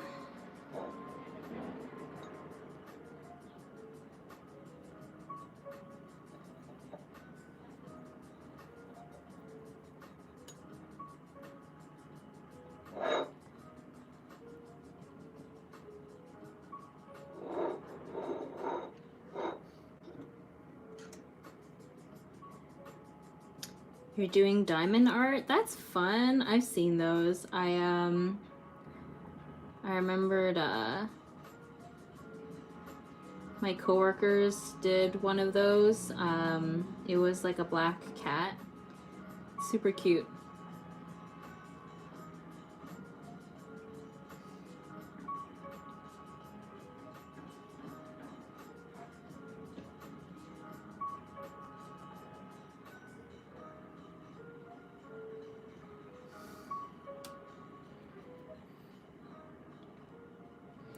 Photo references, honestly, like,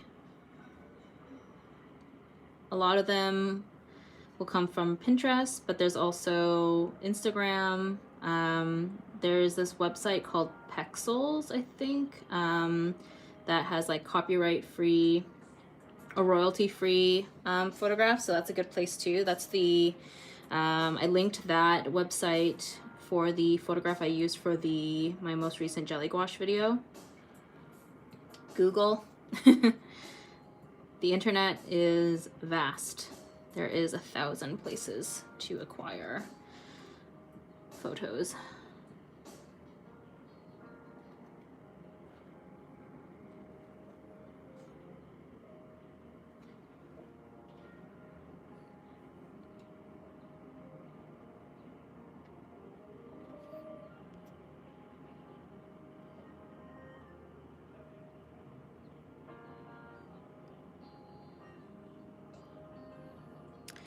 Oh no, your cat spilled the diamonds everywhere. Oh, classic cats.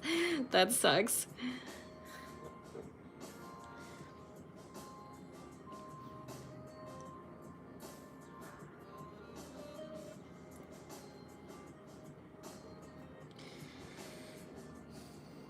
Yeah, this is probably warmer than that's definitely more red than I want it to be.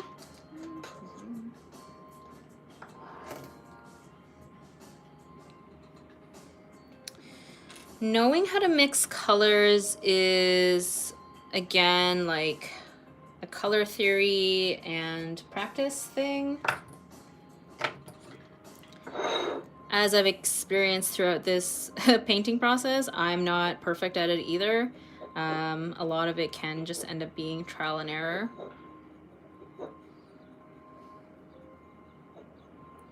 But I forget her username, but there is I think she's primarily a watercolor painter, but she did like a color theory video on YouTube, which I found was pretty handy. What's her name? I think her username is like Makosino or something like that.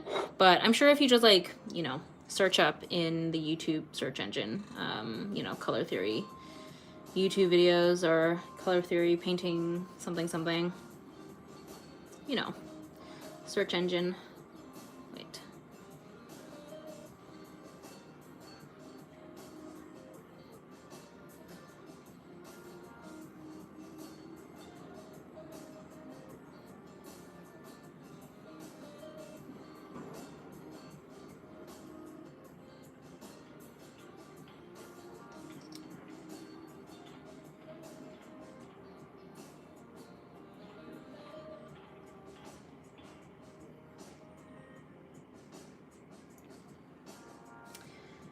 How did I paint the flow of the hair? I don't really know how to explain that. Like I don't, yeah, it's like, it's such a hard thing to explain. I think, I guess when you're drawing and painting hair, it's good to think of it as in chunks, in shapes, almost like ribbons, I guess, in a way.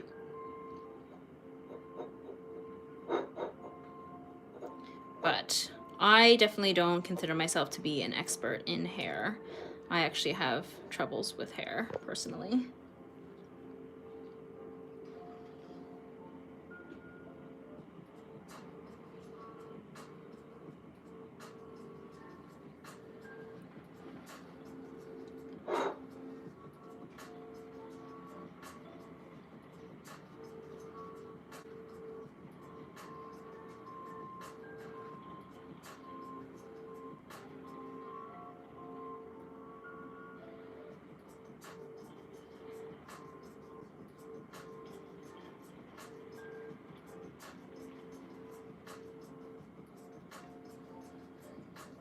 Think I'm definitely gonna have to lighten, yeah, definitely lighten some areas. I think I went a little dark, but that is the beauty of gouache, is that we can push and pull all the different elements.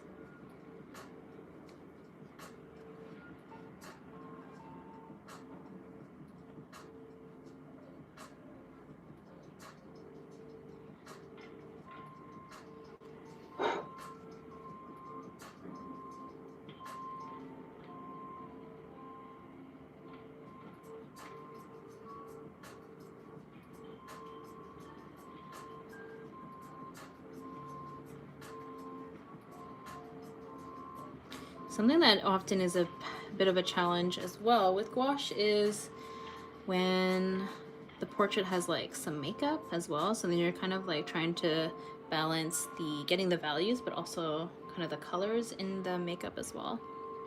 Particularly in the eyes, I find. But I will try my best. Let's see.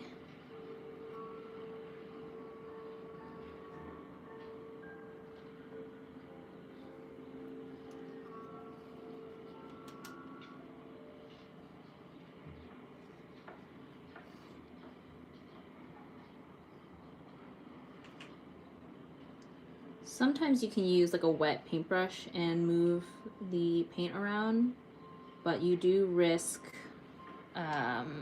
disturbing the paint underneath.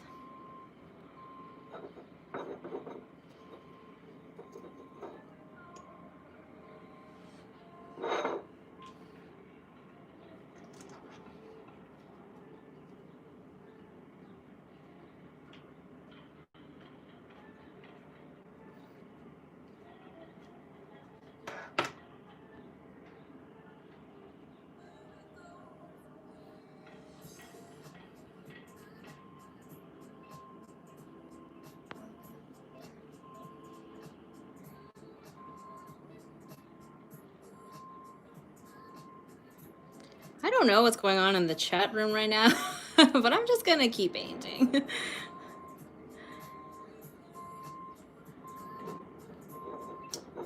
All right.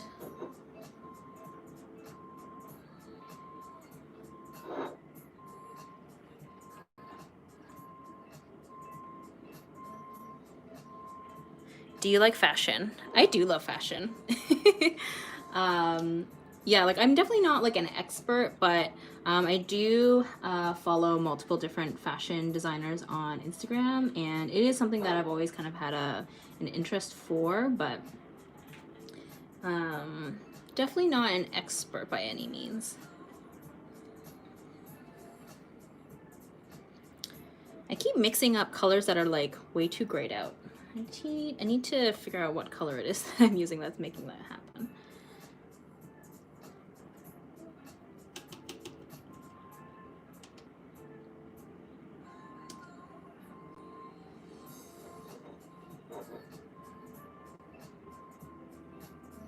Any tip on getting proportions right? I feel like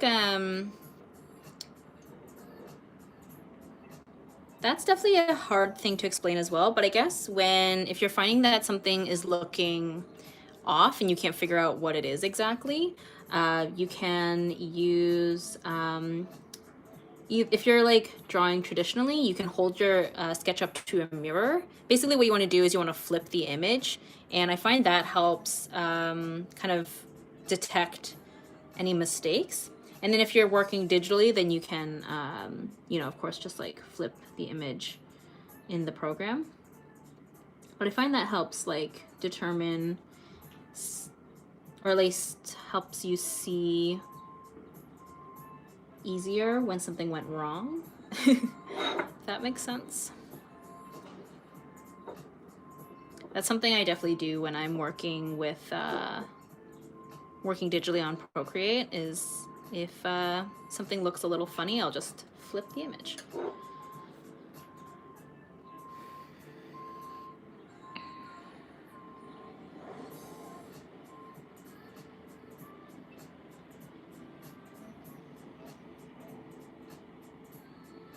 Is there a certain goal you work towards? I don't know if this is a general question or a painting question, but my general goal right now is to be a full-time artist. And so that's why I opened up a Patreon page, and I've been trying to upload to my YouTube channel as much as I can. And I do want to make more merchandise for my shop as well, but it is a bit of a juggling act trying to keep up with everything. But I am hoping to make more sticker sheets and hopefully more pins. I made some enamel pin designs last year, and I would love to make some more this year as well.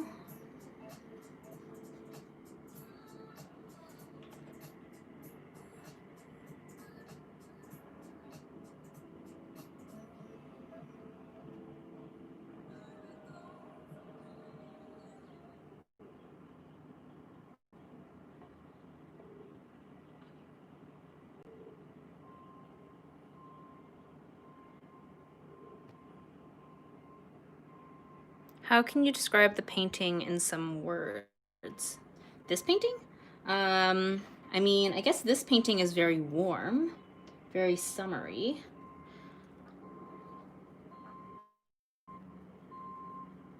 But that's mostly due to the photo. It is definitely summer here in Toronto.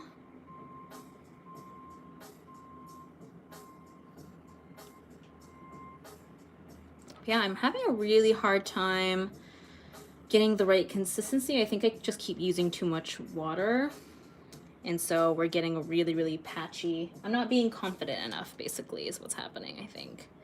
We want to get the paint to be a much more thicker consistency now, especially kind of to match up with the neck area and the shoulder.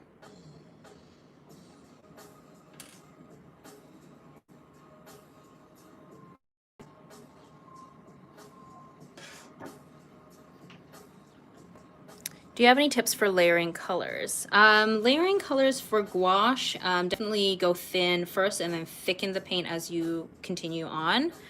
And then what? Any trip you dream about? Yeah, I really. I mean, obviously, right now traveling is not not an option, but I've always really wanted to go to Japan. So one day, hopefully, when the traveling is an option again, I would love to go to Japan one day. I was very jealous. My friend got to go to Japan in January, pretty much like right before everything got crazy. And it looked like she had a lot of fun and ate lots of yummy food.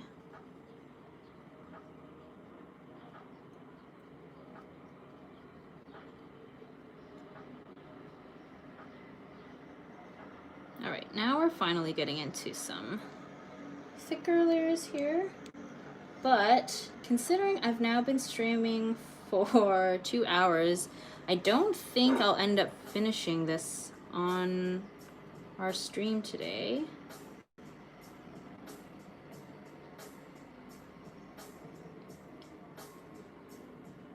Whoops. Sorry, I just kicked my tripod there.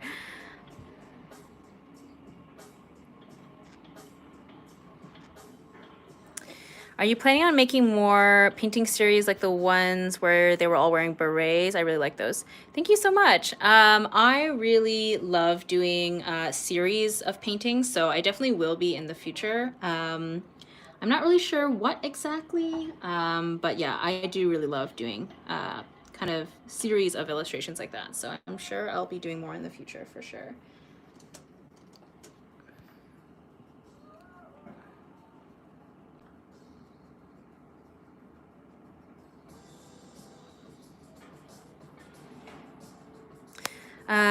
Congrats on 110 patrons. Thank you so much. Yeah, I'm really blown away by the support on Patreon. So for any of you who are if any of you guys here happen to be patrons, thank you so much. I am really amazed and so excited for this journey.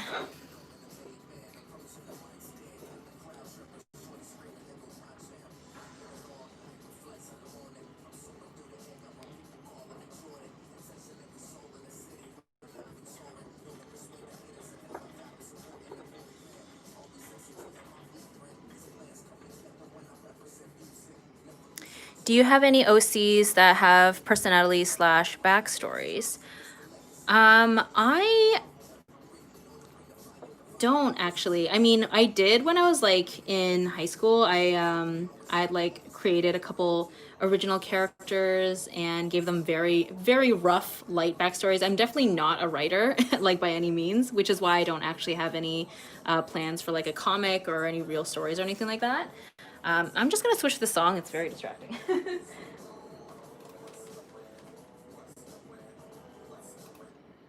All right, there we go. I just have like a lo-fi playlist, and I don't like the ones that have lyrics in it because it makes it hard for me to talk. but yeah, so no formal original characters for me, unfortunately.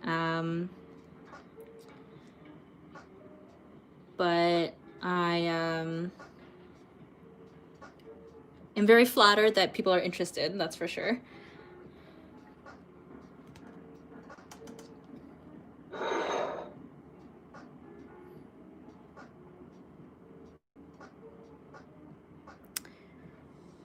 Favorite music artist? I have a few different favorites. Right now, I've been really enjoying Charlie XCX. She recently released a album that she created entirely during quarantine, which I think is really cool. And yeah, so I've been really enjoying that album. And I got to see her live when she came to Toronto back in October. And that was a really fun show. Detonate slaps. Right? It's great. There's certain lo-fi music that are not compatible while doing art. Yeah, not everything works out. How do you paint or express if you are moody? I try to paint even when I'm moody, but it just looks a mess. Yeah, I feel you on that. I definitely find that making artwork while I'm in a bad mood is definitely more difficult. Whereas some people kind of see it as like a therapeutic thing. But I guess it's okay to accept that your artwork's quality is going to fluctuate. Not everybody works the same.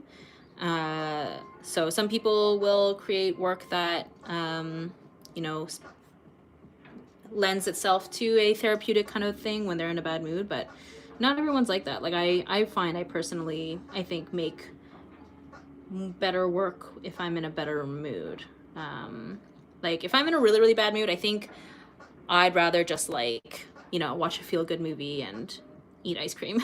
So, yeah.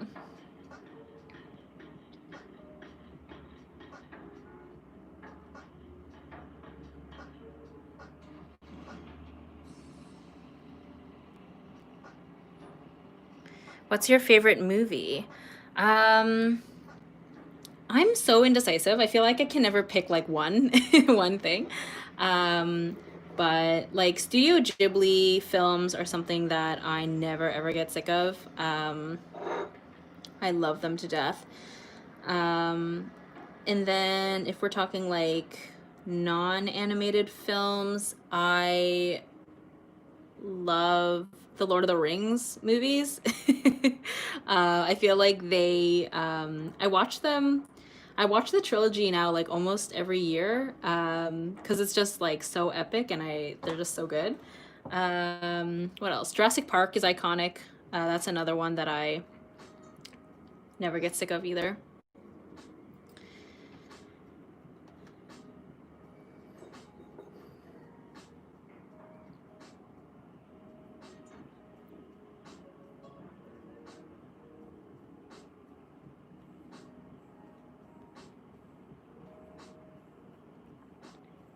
Okay, I need to know who your favorite Lord of the Ring characters are. My husband makes me watch the extended versions every year, every new year.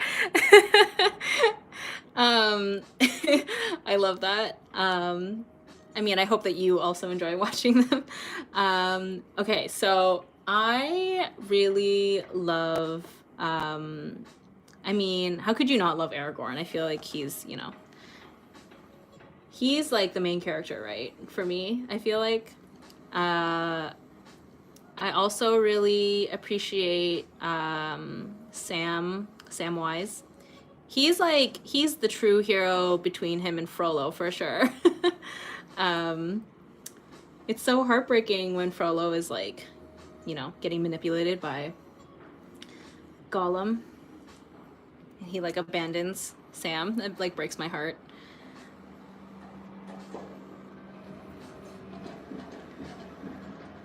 And then obviously when I was younger, I was always like, ooh, Legolas is so cute. But he's beautiful.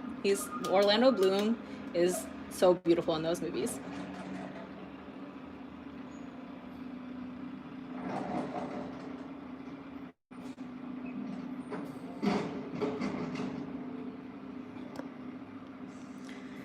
In terms of fandom, how do you feel about the new J.K. Rowling drama on Twitter? Yeah, it's really unfortunate that J.K. Rowling has... Okay, sorry about this loud noise. Hold on. My apartment oversees like the dumpster area. Hold on.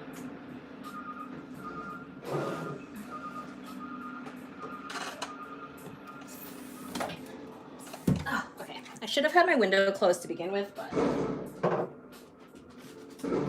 didn't think that was going to be a big problem. All right.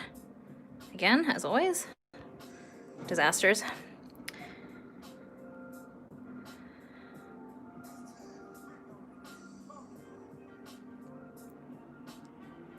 Okay, what were we talking about? J.K. Rowling, yes. Okay. Yes, so I consider myself to be an ally to the LGBTQ plus community, and so seeing the comments that J.K. Rowling made felt really disheartening, especially because I think a lot of LGBT, like a lot of the LGBT community, you know, found a lot of comfort and saw themselves in those books. And so I kind of appreciate that collectively it seems like people are claiming the books on their own and separating it from J.K. Rowling, because even though maybe your values don't align with the author, it doesn't really change how those books have comforted you or how you feel or what your relationship is to those books. And so that's kind of the takeaway I have had with it as well. And it's been really amazing to see the kind of supportive words from a lot of the actors from the Harry Potter films. So yeah, it is an unfortunate thing. I don't know why. It just felt kind of unnecessary for her to make those tweets, but yeah. Who is your favorite Game of Thrones characters? I actually have never I've never really watched Lord of the Rings. I mean, Game of Thrones, which might sound weird because I just talked about how much I love Lord of the Rings, and they're both kind of like fantasy genres, or yeah, fantasy franchises. There we go. But yeah, I don't know. I watched like the first couple of episodes of Game of Thrones because I'd seen, because I thought, you know, oh, Daenerys, she looks so cool. She's the mother of dragons. And yeah, I don't know. The show just didn't really do it for me. I watched the first 2 episodes and I was like, huh, maybe not. But yeah, it's funny how, or I thought it was kind of funny how like the ending ended up being like a total disaster, and I was like, well, I guess now I don't feel that bad that I never really got into it.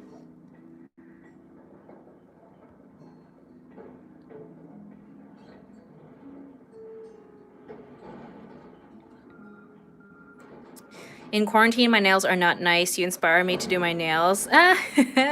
That's so sweet. Oh my gosh, if like my nails actually look so weird because I was really impatient, and so they're actually like really bubbly, because I like did too many layers without letting the layer underneath dry. So they're all like really weird. But yeah, actually having a YouTube channel is what I think inspires me to upkeep my nails, because I know that, you know, my hands are in the video. So that's kind of why I've been trying to have my nails usually decently painted. But prior to, you know, having a YouTube channel that I kept up with, I definitely had some pretty chipped up nails usually.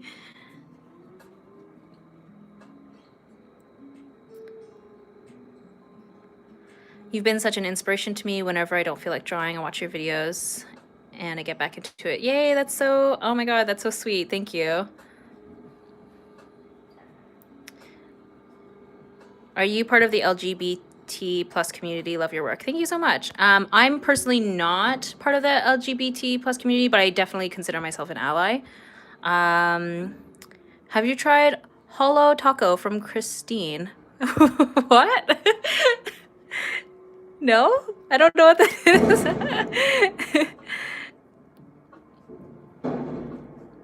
What do you do when you can't figure out what to draw? Good question. I guess I probably, if I'm stuck on what to draw, I will just go through my Instagram. So like on Instagram, I actually will save photos into like a folder for later, for inspiration. And so usually I'll just go through that, or on Pinterest or something. And then just do a photo study, kind of like what I'm doing right now. That way you're taking out the stress of like the creative elements, and you're just sort of, you know, doing a study basically. And I am having the hardest time trying to get her face right.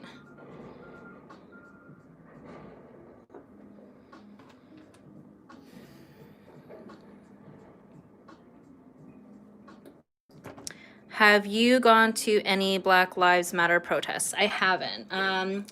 I know that, so in Toronto there, I had heard that there was supposed to be one, and then there was messages going around that it was a setup and stuff.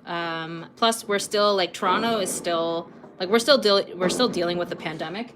And in Toronto, like, Toronto is a very populated and crowded city. So I personally have still been trying to keep my distance and practice social distancing. But I have been purchasing from shops, online shops and stuff that are Black owned. And then 20% of my first Patreon month's earning will be donated as well in support to the Black community. I originally was going to donate to Black Visions Collective, but they've now stated that they have enough funds, and they're encouraging to for people to donate elsewhere. So basically, I think what I'm going to do is I'm going to wait until the end of June, and then look up and see which organizations still need donations. I think I might do 10% to a Canadian organization and 10% to one in the States.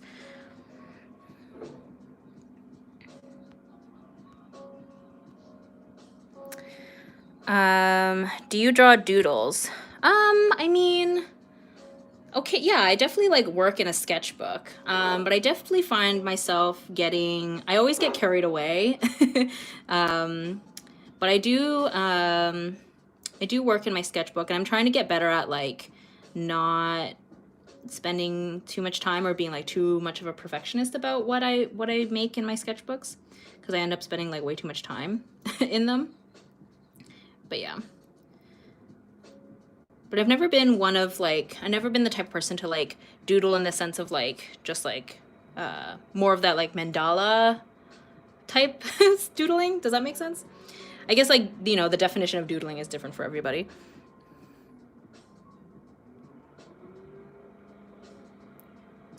What type of sketchbook do you have? I have lots of sketchbooks, but right now I'm using the Mossery sketchbook. For sponsorships, did brands approach you, or did you also find you needed to craft emails and write and create the connection yourself? I actually, for the most part, I think all of my sponsorships, I've been approached by the brand, and usually it's, you know, they've come across my YouTube channel or my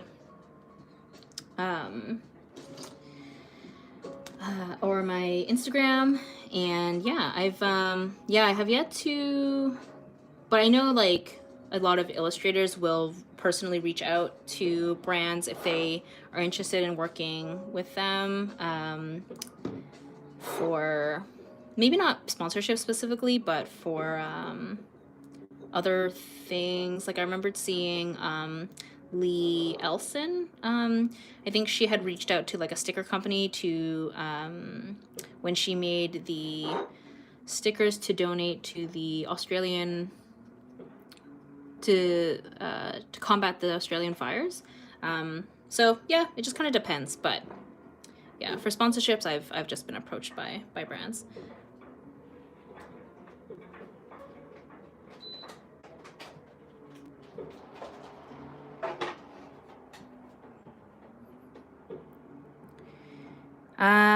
What is your zodiac sign? I am a Libra.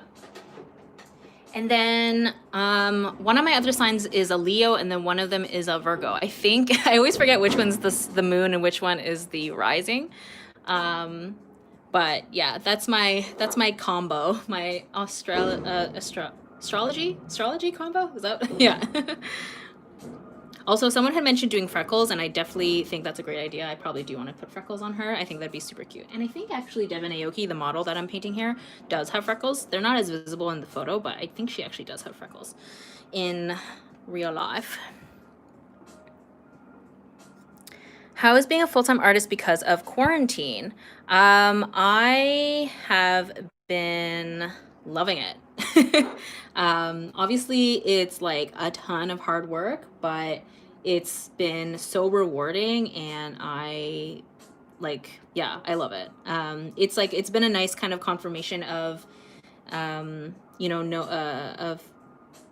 knowing like this is what my life could look like if I was a full-time artist generally, and then also like what my workload would look like and what my day-to-day life would look like. And yeah, it's been great.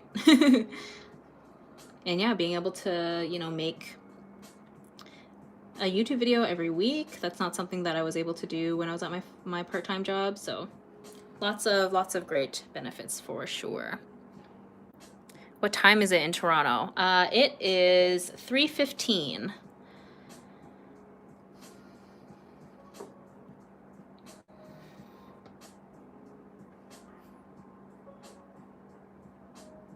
How much longer will you continue to stream? Good question.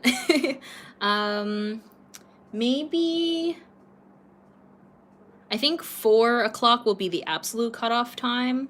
I think that's probably, yeah, I think I'll go until 4 o'clock. And by that point, I think we'll probably be close to finishing this, if not actually finish this. I'm not 100% sure.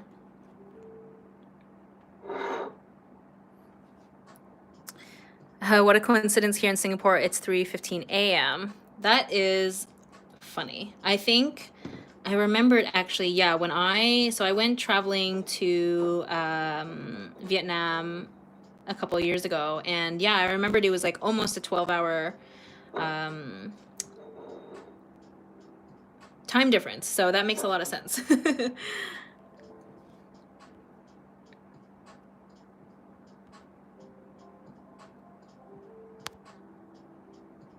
How do you find motivation for art? Any advice? I did talk about this a little bit earlier. A lot of my motivation literally comes from just, wanting to be a full-time artist. And so I have this like do or die attitude. Like if I don't create, then I don't deserve to be a full-time artist.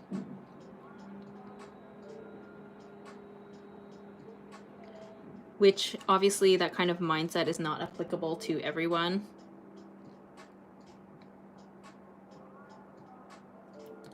Which is why, like, I've talked about this in one of my videos, how I feel like I no longer am afforded to have art block. Like, that's just like not really an option anymore. Obviously, there's times when I have a harder time or not as motivated to make artwork, but if I'm in one of those modes, then I just have to work on other things that pertain to my art business but might not necessarily be actual painting, like editing a YouTube video or packing shop orders, things like that. But again, not really applicable to everybody.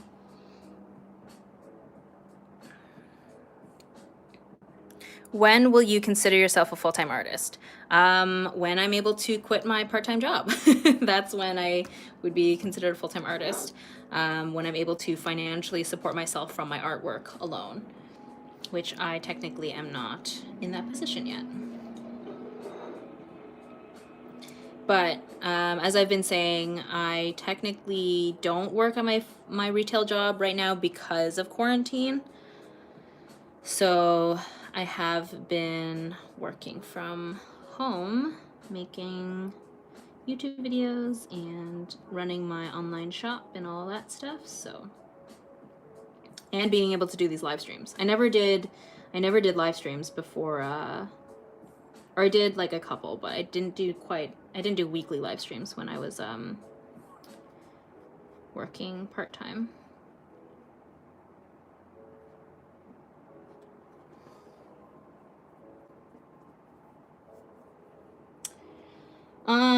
Yeah, what colors am I using? That's a hard one because there's a lot of them.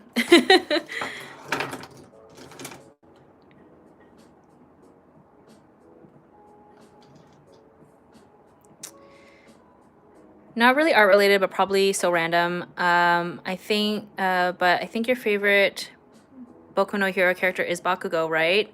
What do you like about him so much? Yes. So, um, and for those of you who might not have any idea what the heck I mean, or what I'm talking about, or what we're talking about, is so there's this anime called Boku no Hero, My Hero Academia. I love it. And yeah, I've mentioned a few times that Bakugo is my favorite character.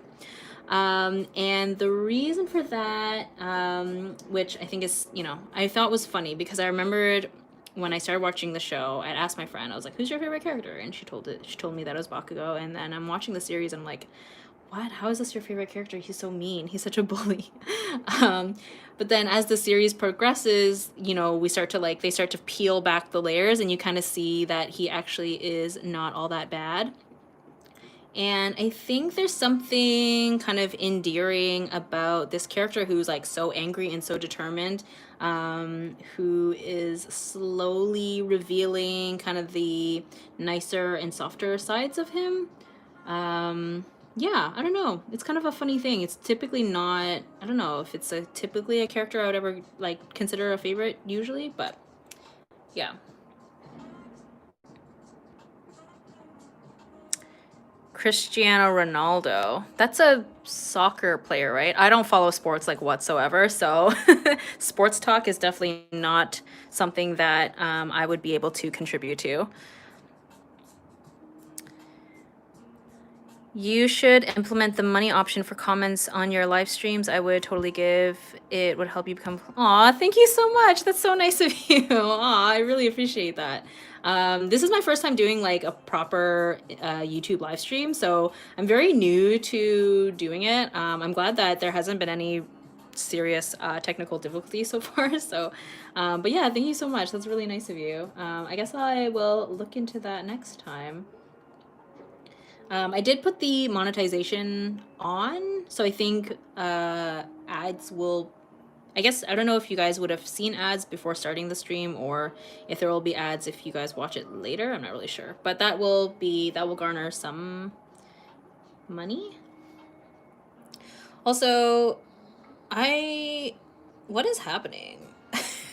Like, I feel like I really got the colors right here, but now I don't know what's going on with the face. Maybe I need to use this yellow again. That might be the problem.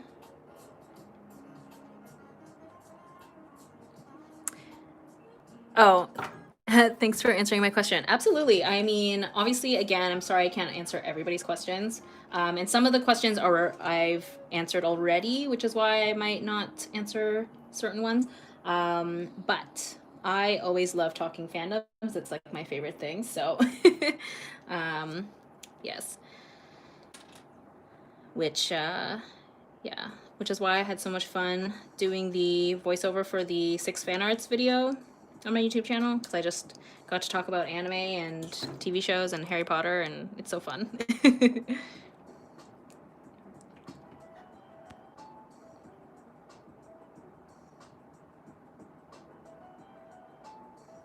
How would you suggest approaching gouache for someone who has never used it before?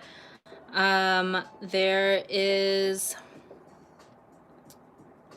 I would say that generally using very, very light washes to begin with, and then thickening the paint as you go. It's something that I talk about in my most recent YouTube video, where I go through the entire process of doing the portrait. It's something that comes with a lot of experience as well, like as you continue getting familiar with the paints, but yeah.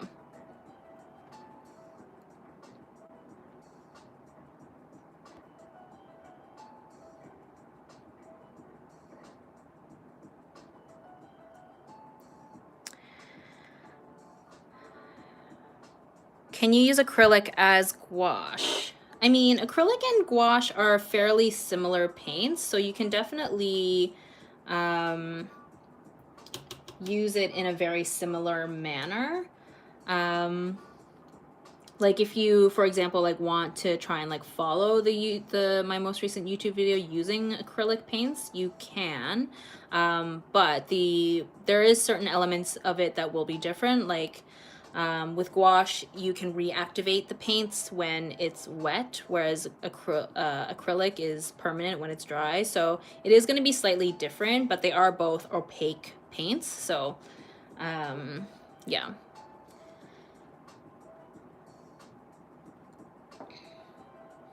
Yeah, now I'm trying to add in more the yellowy tones again because I felt like it was starting to get too ashy again.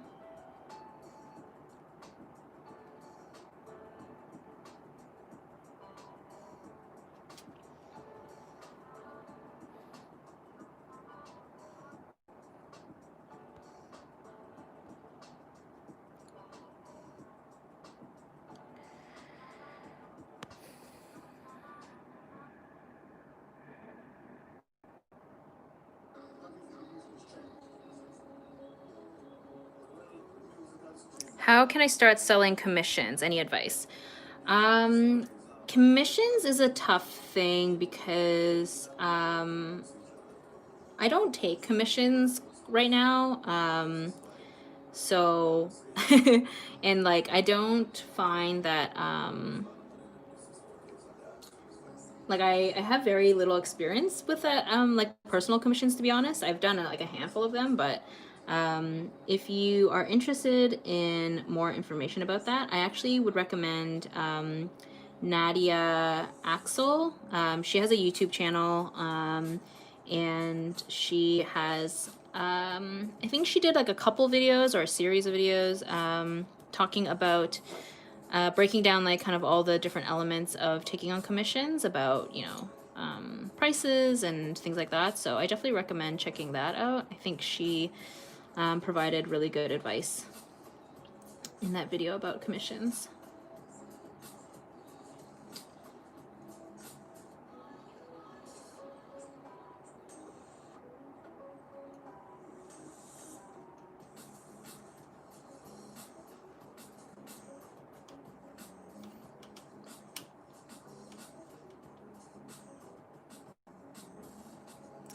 What gouache would you recommend for somebody that's just starting? I really like this Arteza gouache, which I have been using in today's live stream. So if you're looking for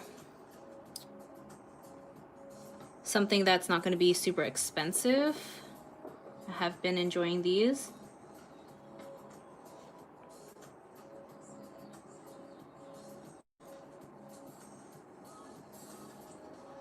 But I will say that everyone's preferences are going to be different. In a different live stream that I was doing, I think someone had said that they didn't like the Arteza gouache and they ended up giving it away. So just be aware that, again, like everyone works differently, and it's not that it's suitable for beginners, it's just like it's like a decent quality gouache. Gouache in general is a tricky medium to get the hang of, so if you have difficulties with it, it's probably nothing to do with the actual paints, but more so just getting used to the medium, so just be mindful of that.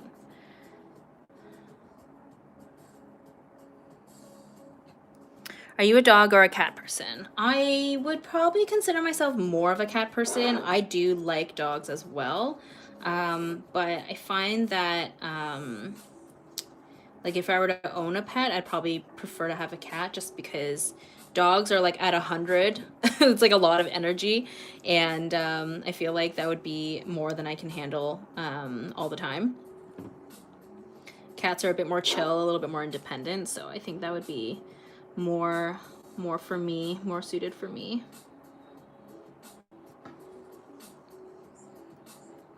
And like when I'm like out and about walking around, when I see a dog, you know, it's like, oh my god, look, it's a cute dog. And, you know, it's like, but then if I see a cat, I get so excited.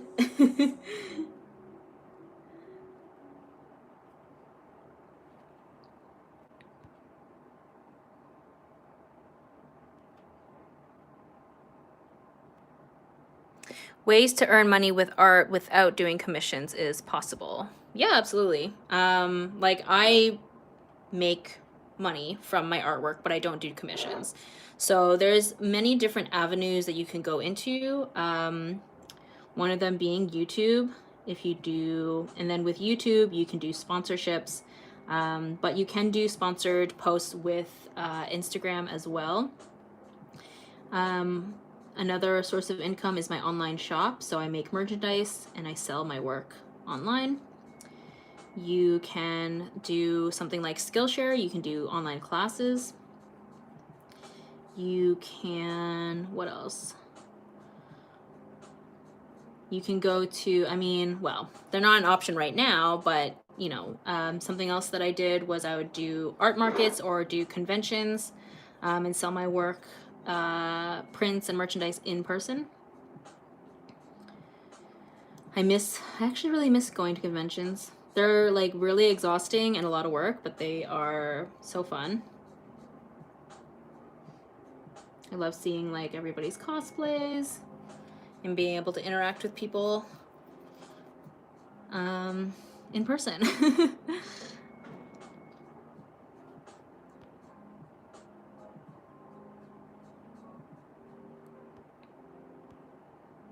Yes, I went to school for graphic design. Thank you guys.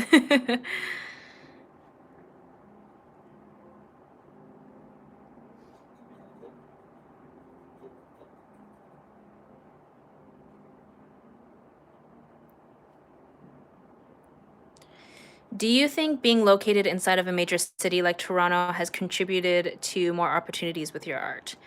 Um, Not necessarily. Because a lot of my like sponsorships, like partner, like branded sponsorships and stuff, those were all from international companies, and they found me online. Like a lot of those kinds of opportunities I've gained from my online presence. And then similarly with my, like even my shop, like my online shop, the majority of my sales are international as well. So that doesn't really make a difference in terms of where I live.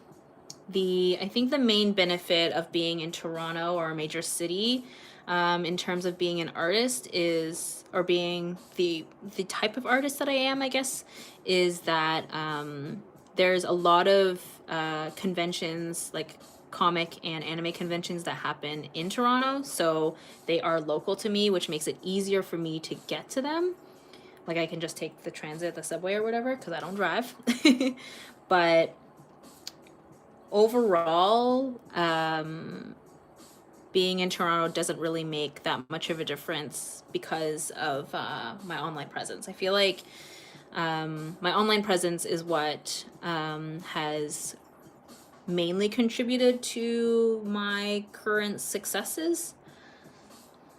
Because, yeah, like the majority of my YouTube audience, the majority of my sales are actually all from the States, like, yeah, in America. And then I get lots of international, other international sales and stuff as well. So yeah, I feel like being in a major city, it's not that, doesn't make that big of a difference.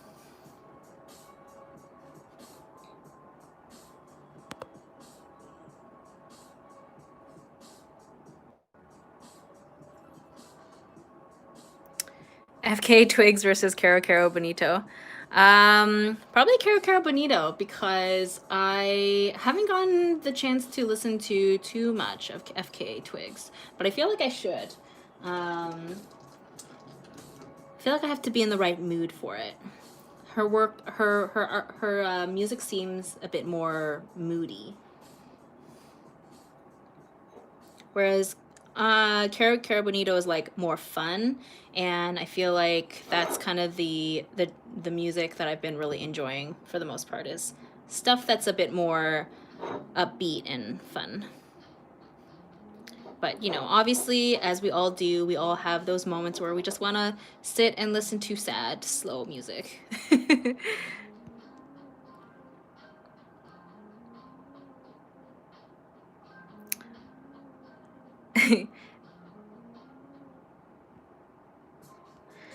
Any tips on how to start with colors? I'm a sketch person overwhelmed with all the colors. I definitely think that that is definitely something that is very relatable. I think it's colors can definitely be overwhelming. I would say to start with a very limited color palette. So even if you just start out with monochromatic, like if you just start out with blues, or if you want to, and then if you want to go from there, you can start out with using like a blue and a pink or something like that. Just sort of like easing yourself into it.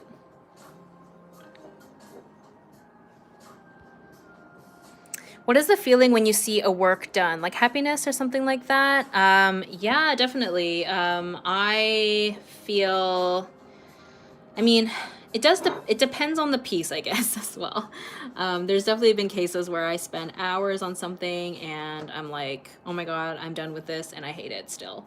So there is sometimes a feeling of dread or disappointment. But generally, though, thankfully, there's usually a feeling of kind of relief and a sense of fulfillment at, you know, the finished product. But it does depend on the piece and the outcome.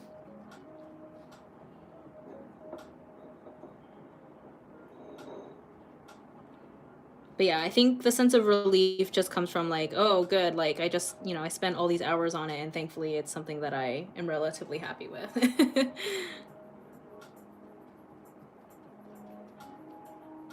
Because that's always a frustrating thing, which of course will happen from time to time, is, you know, you create something, you spend all this time on it, and then you just can't make it work for you.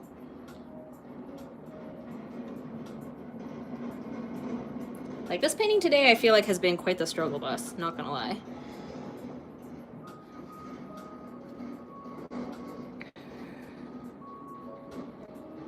When do you know a painting is done? Feels done, tired of working on it. A little bit of both, to be honest. Sometimes I'll just be like, I'm done with this. I don't want to look at it anymore. And then sometimes I just feel like, you know, I've rendered it to a place where I just feel like, you know, there isn't much left. What, you know, I look at it and I think, what else do I want to do with it? Is there anything else that I need to do with it? So yeah, but I think a lot of the times, I think most of the times it's more of just, okay, I don't want to look at it anymore.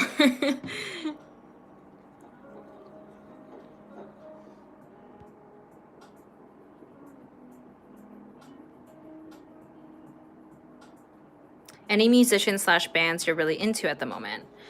Yeah, I really love Christine and the Queen's newest EP.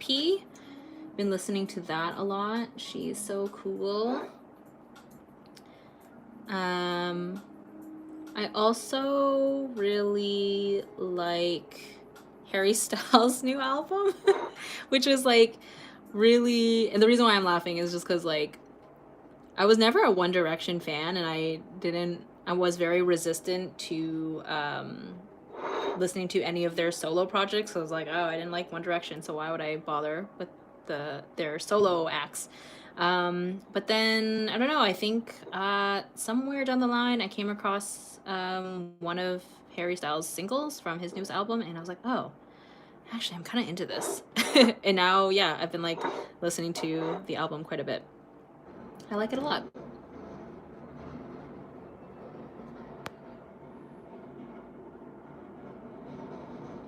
Do you know any Brazilian music? Not really. I know of Pablo Vittar because they are featured on a lot of like Charlie XCX songs, as well as they did a collab with Rina Sawayama, which are two artists from the UK that I really like. But I haven't actually gotten the chance to listen to more like the rest of Pablo Vittar's music. But I feel like I should. I feel like it'd be very, very fun.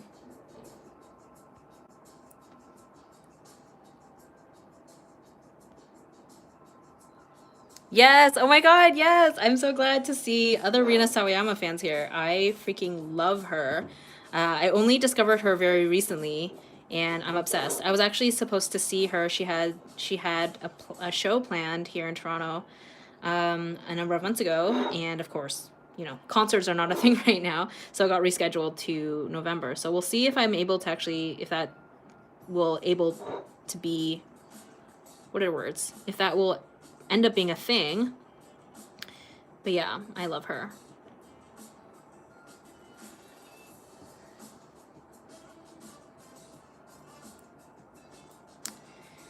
Do you like some of Doja Cat's songs? Yeah, I've tried to listen to like her whole album, and it like didn't really catch my attention quite as much, but I really liked the song that she had done for the Birds of Prey soundtrack. That was like my jam for a bit.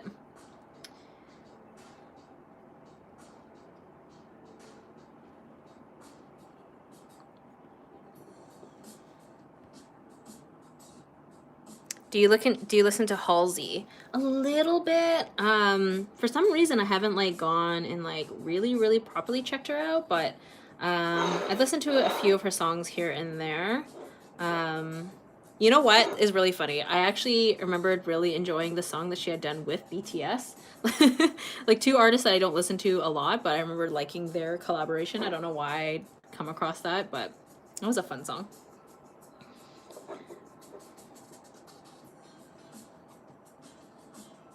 The light coming from your window is gorgeous. Thank you so much. I mean, obviously that's not an attribute to me. That's more that's the sun's coming down, but it does look nice. Kind of adds to the mood, right? Listen to Gloria Groove. She's so great. I will keep that in mind. Do you listen to Youngblood? I don't.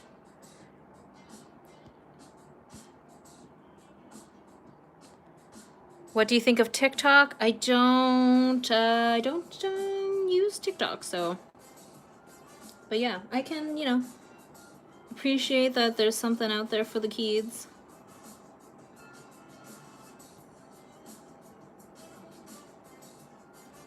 We are finally, I feel like I'm finally getting closer to being happy with her face.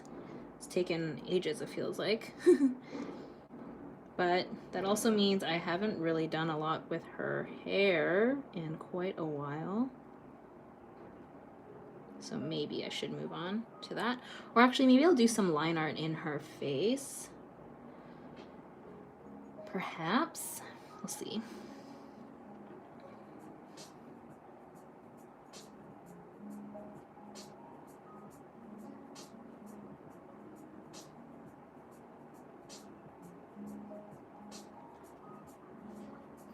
The sun coming in is really pretty, but it's actually kind of distracting for me.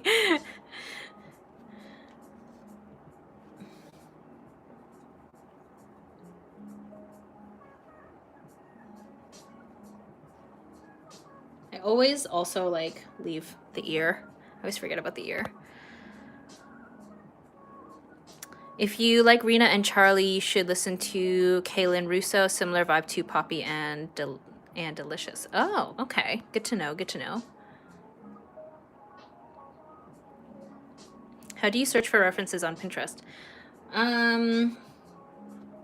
Honestly, like, sometimes I'll look up a celebrity, sometimes I'll literally just type in, like, cute Korean hairstyles, or look up a particular fashion designer, and then the search engine will just sort of keep recommending you things based on that, and as you pin things, it'll get keep recommending you things.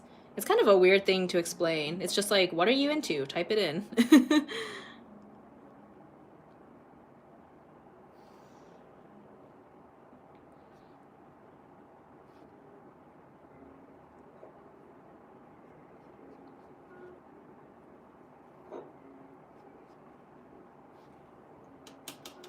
All right, I feel like I'm finally getting this to where I want it to be.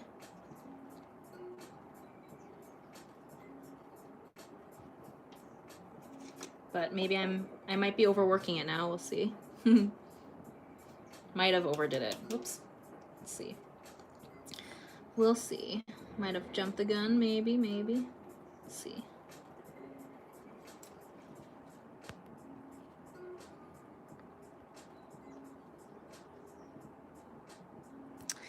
You mentioned that you studied graphic design. I'm curious as to why you don't work in a graphic design job while also painting. Yes, so I chose to... I'm gonna close my curtain actually, just really quick, so I can see this better without the shadows. There we go. Okay. So the reason why I chose not to pursue a graphic design job, because like in conjunction to trying to be like an artist, is because with a graphic design job, generally like an in-house graphic design job, you are required to work like similar to an office job, so like a 9-to-5 salary type job. And I knew that that kind of structure wouldn't give me the flexibility in hours and schedule that I would want. So in working like a retail job, I'm able to take lots of days off if I need it to go to a convention, or if I have a big project or show or something that I want to prepare for, I can take a bunch of days off and things like that. And I'm actually like, I'm in the position where I work part-time, or I was working part-time, and so that allows me more time to dedicate to my art practice as well. Whereas if I'm working like in-house at a graphic design firm or whatever, I wouldn't have that. I'd have to work, you know, full-time 9-to-5 Monday to Friday kind of thing. And then also, because in working a retail job and not a creative job, I can leave, you know, all my creative energy and pour it into my art career, as opposed to, you know, being creatively drained after a day of a graphic design job. I feel like the last thing I'd want to do is like continue to, you know, work on art stuff. So yeah.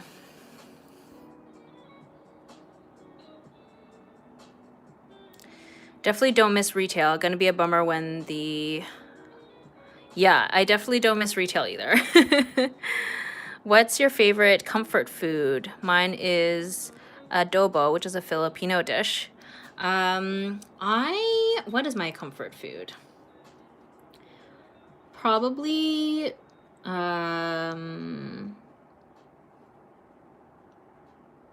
Vietnamese food, because I'm Vietnamese and like I grew up obviously eating like my mom's cooking, so that's probably, I feel like, yeah, my mom's cooking I feel like is comfort food for sure, which unfortunately I haven't had in a long time. But yeah, I definitely, I also just love noodles in general, of many varieties, like pad thai, and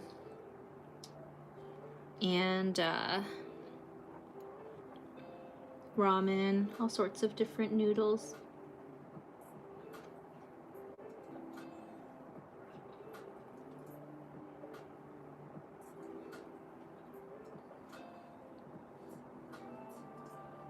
Do you like banh mi? Yes, I do. I love it. Oh my gosh. That is actually, I pickled my own carrots for the first time. So I was actually making like banh mi sandwiches at home last week.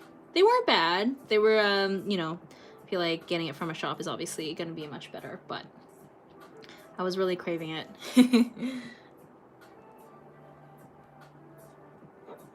Yeah, banh mi is definitely a big comfort food for sure. I really want to make boba at home. Oh yeah, I've seen people do that.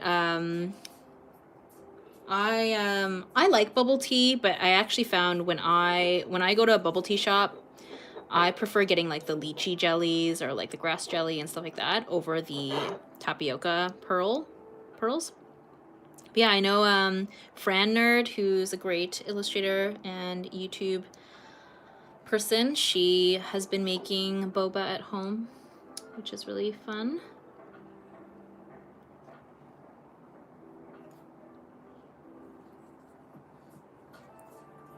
Did you ever do sports? No. I'm such a stereotype in that sense. Like, I was always such an art kid and not athletic or into sports at all. Definitely not coordinated for that.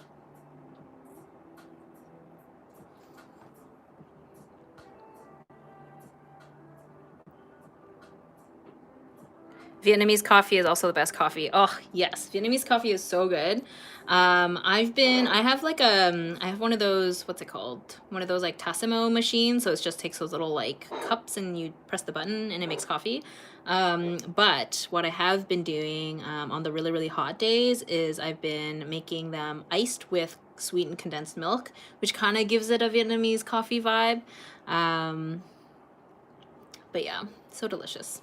Iced coffee in general is so satisfying.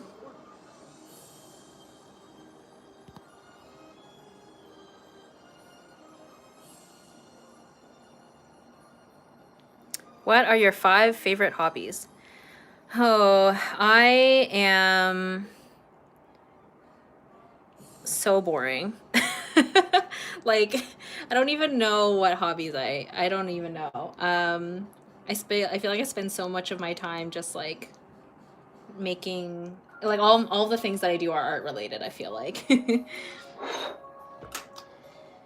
Something that I've been wanting to do but never have gotten around to really is embroidery, like in cross stitch. That's something that I've been like interested in getting into, and I have all the supplies. I just haven't gone around to actually doing any of it. But that is something that's been on my mind.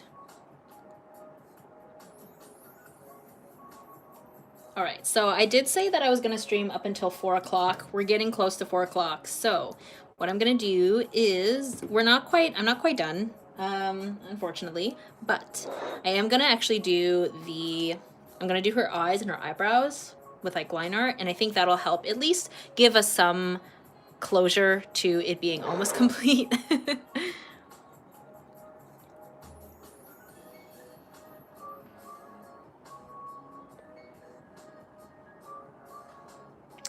What's something on your bucket list? Do you have a bucket list? I don't have like a formal written out bucket list, but one of the things that I do really want to do, which I talked about earlier, is I would love to go to Japan one day.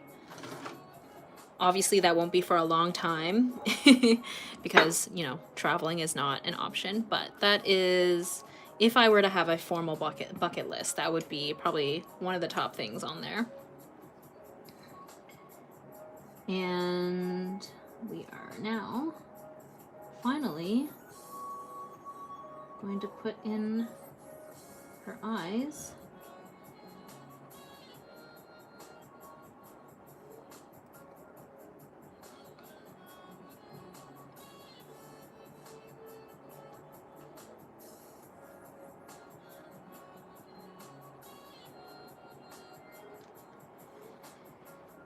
Because, yeah, I don't want to leave you guys hanging, but this is definitely not done yet. But I figure I might as well throw in her eyes for now so that it looks mostly complete. That was not what I wanted to happen, but I will fix that later. I also never gave her eye a shadow here. I should have done that.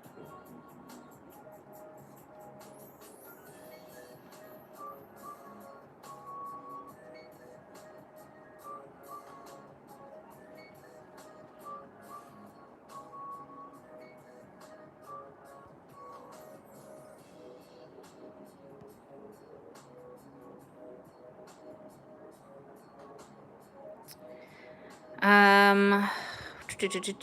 you like hot weather? I don't. I prefer like what I call sweater weather, where it's like warm enough that you can just sort of go out in like a light jacket or a sweater and be comfortable. I hate being sweaty. So like super hot weather is not my preference.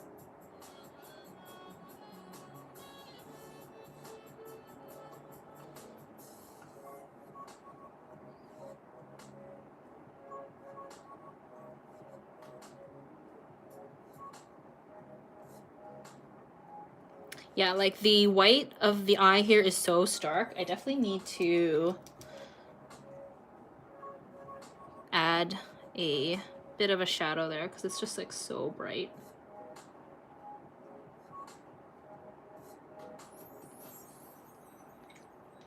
There we go. Although I used a lot of water, now it's like very smudgy. Oops, there we go. Do you like swimming? I actually haven't gone swimming in a really long time. I'm not the greatest swimmer, but last summer, or I mean like in the summer, I do enjoy going to the beach every so often, but I don't really go swimming. It's more of just like hanging out on the sand, eating snacks, and then like going into the water, just like, but just to like hang out rather than actual swimming.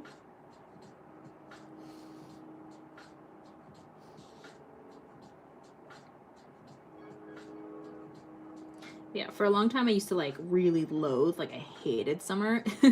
But over the years, I've gotten better at just like actually being able to enjoy doing more summer activities like going to the beach and stuff, but unfortunately can't do that right now.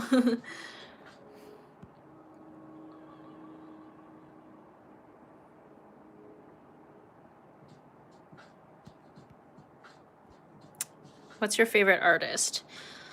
I don't have one single favorite artist. Lots of artists that I follow on YouTube and Instagram. But I did recently become a patron of Sibylline Maynette. Her work is beautiful.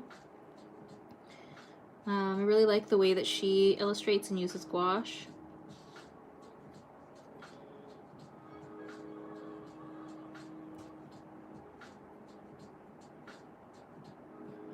I'm gonna put in her eyebrows as well because they got all janky from painting.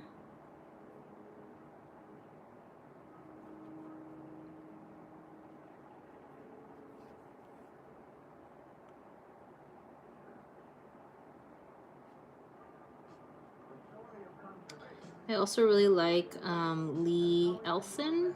She creates lots of really fun mixed media illustrations, and she primarily does like animals and objects and stuff. And I really, really enjoy her work. I really like Furry Little Peach. Her videos are so cute. Who else?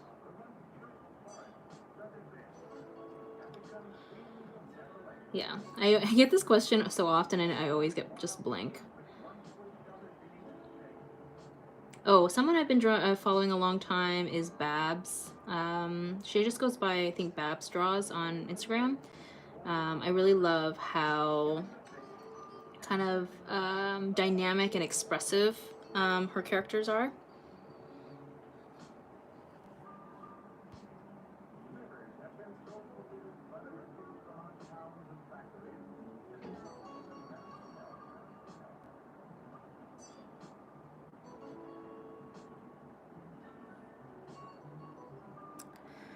Have you ever used tempura? Or tempura? Tempura. I had sushi yesterday. Now it's like on my mind. Tempura. I probably did like when I was in school, but I haven't used it in a really long time. But tempera is fairly similar to gouache in a lot of ways. Like it's, you know, like an opaque medium generally, but that is like a water soluble thing. Do you like watching Vex? I've never seen that before. What's your favorite book? I don't do a lot of reading. I wish I read more often, but something that I go back to a lot is Harry Potter, to be honest. It's very comforting.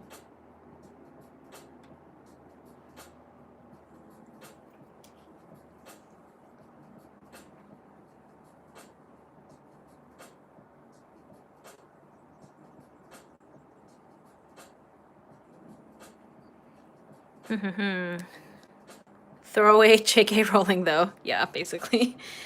Okay, so we are pretty much at 4 o'clock now, which is, so I've now been streaming for 3 hours, basically. Unfortunately, I did not get around to actually finishing this portrait, but she is definitely pretty close to being done. Like basically at this point, I'm mostly, like I probably won't do too much with the skin at this point. I'm gonna leave it a bit you know, a bit looser, and then from here, basically, I'll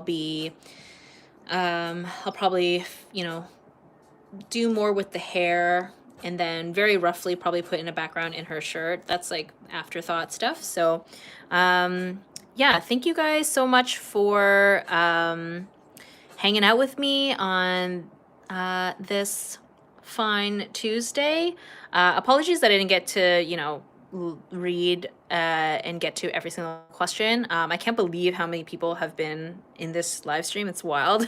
Not used to this many people being here with me in a live stream. So thank you guys for hanging out with me.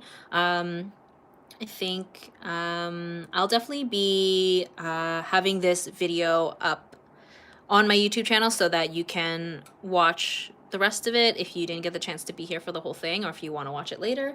And yeah, when this piece is done, I definitely will be posting it on my Instagram, and maybe I'll post it in the YouTube community tab as well.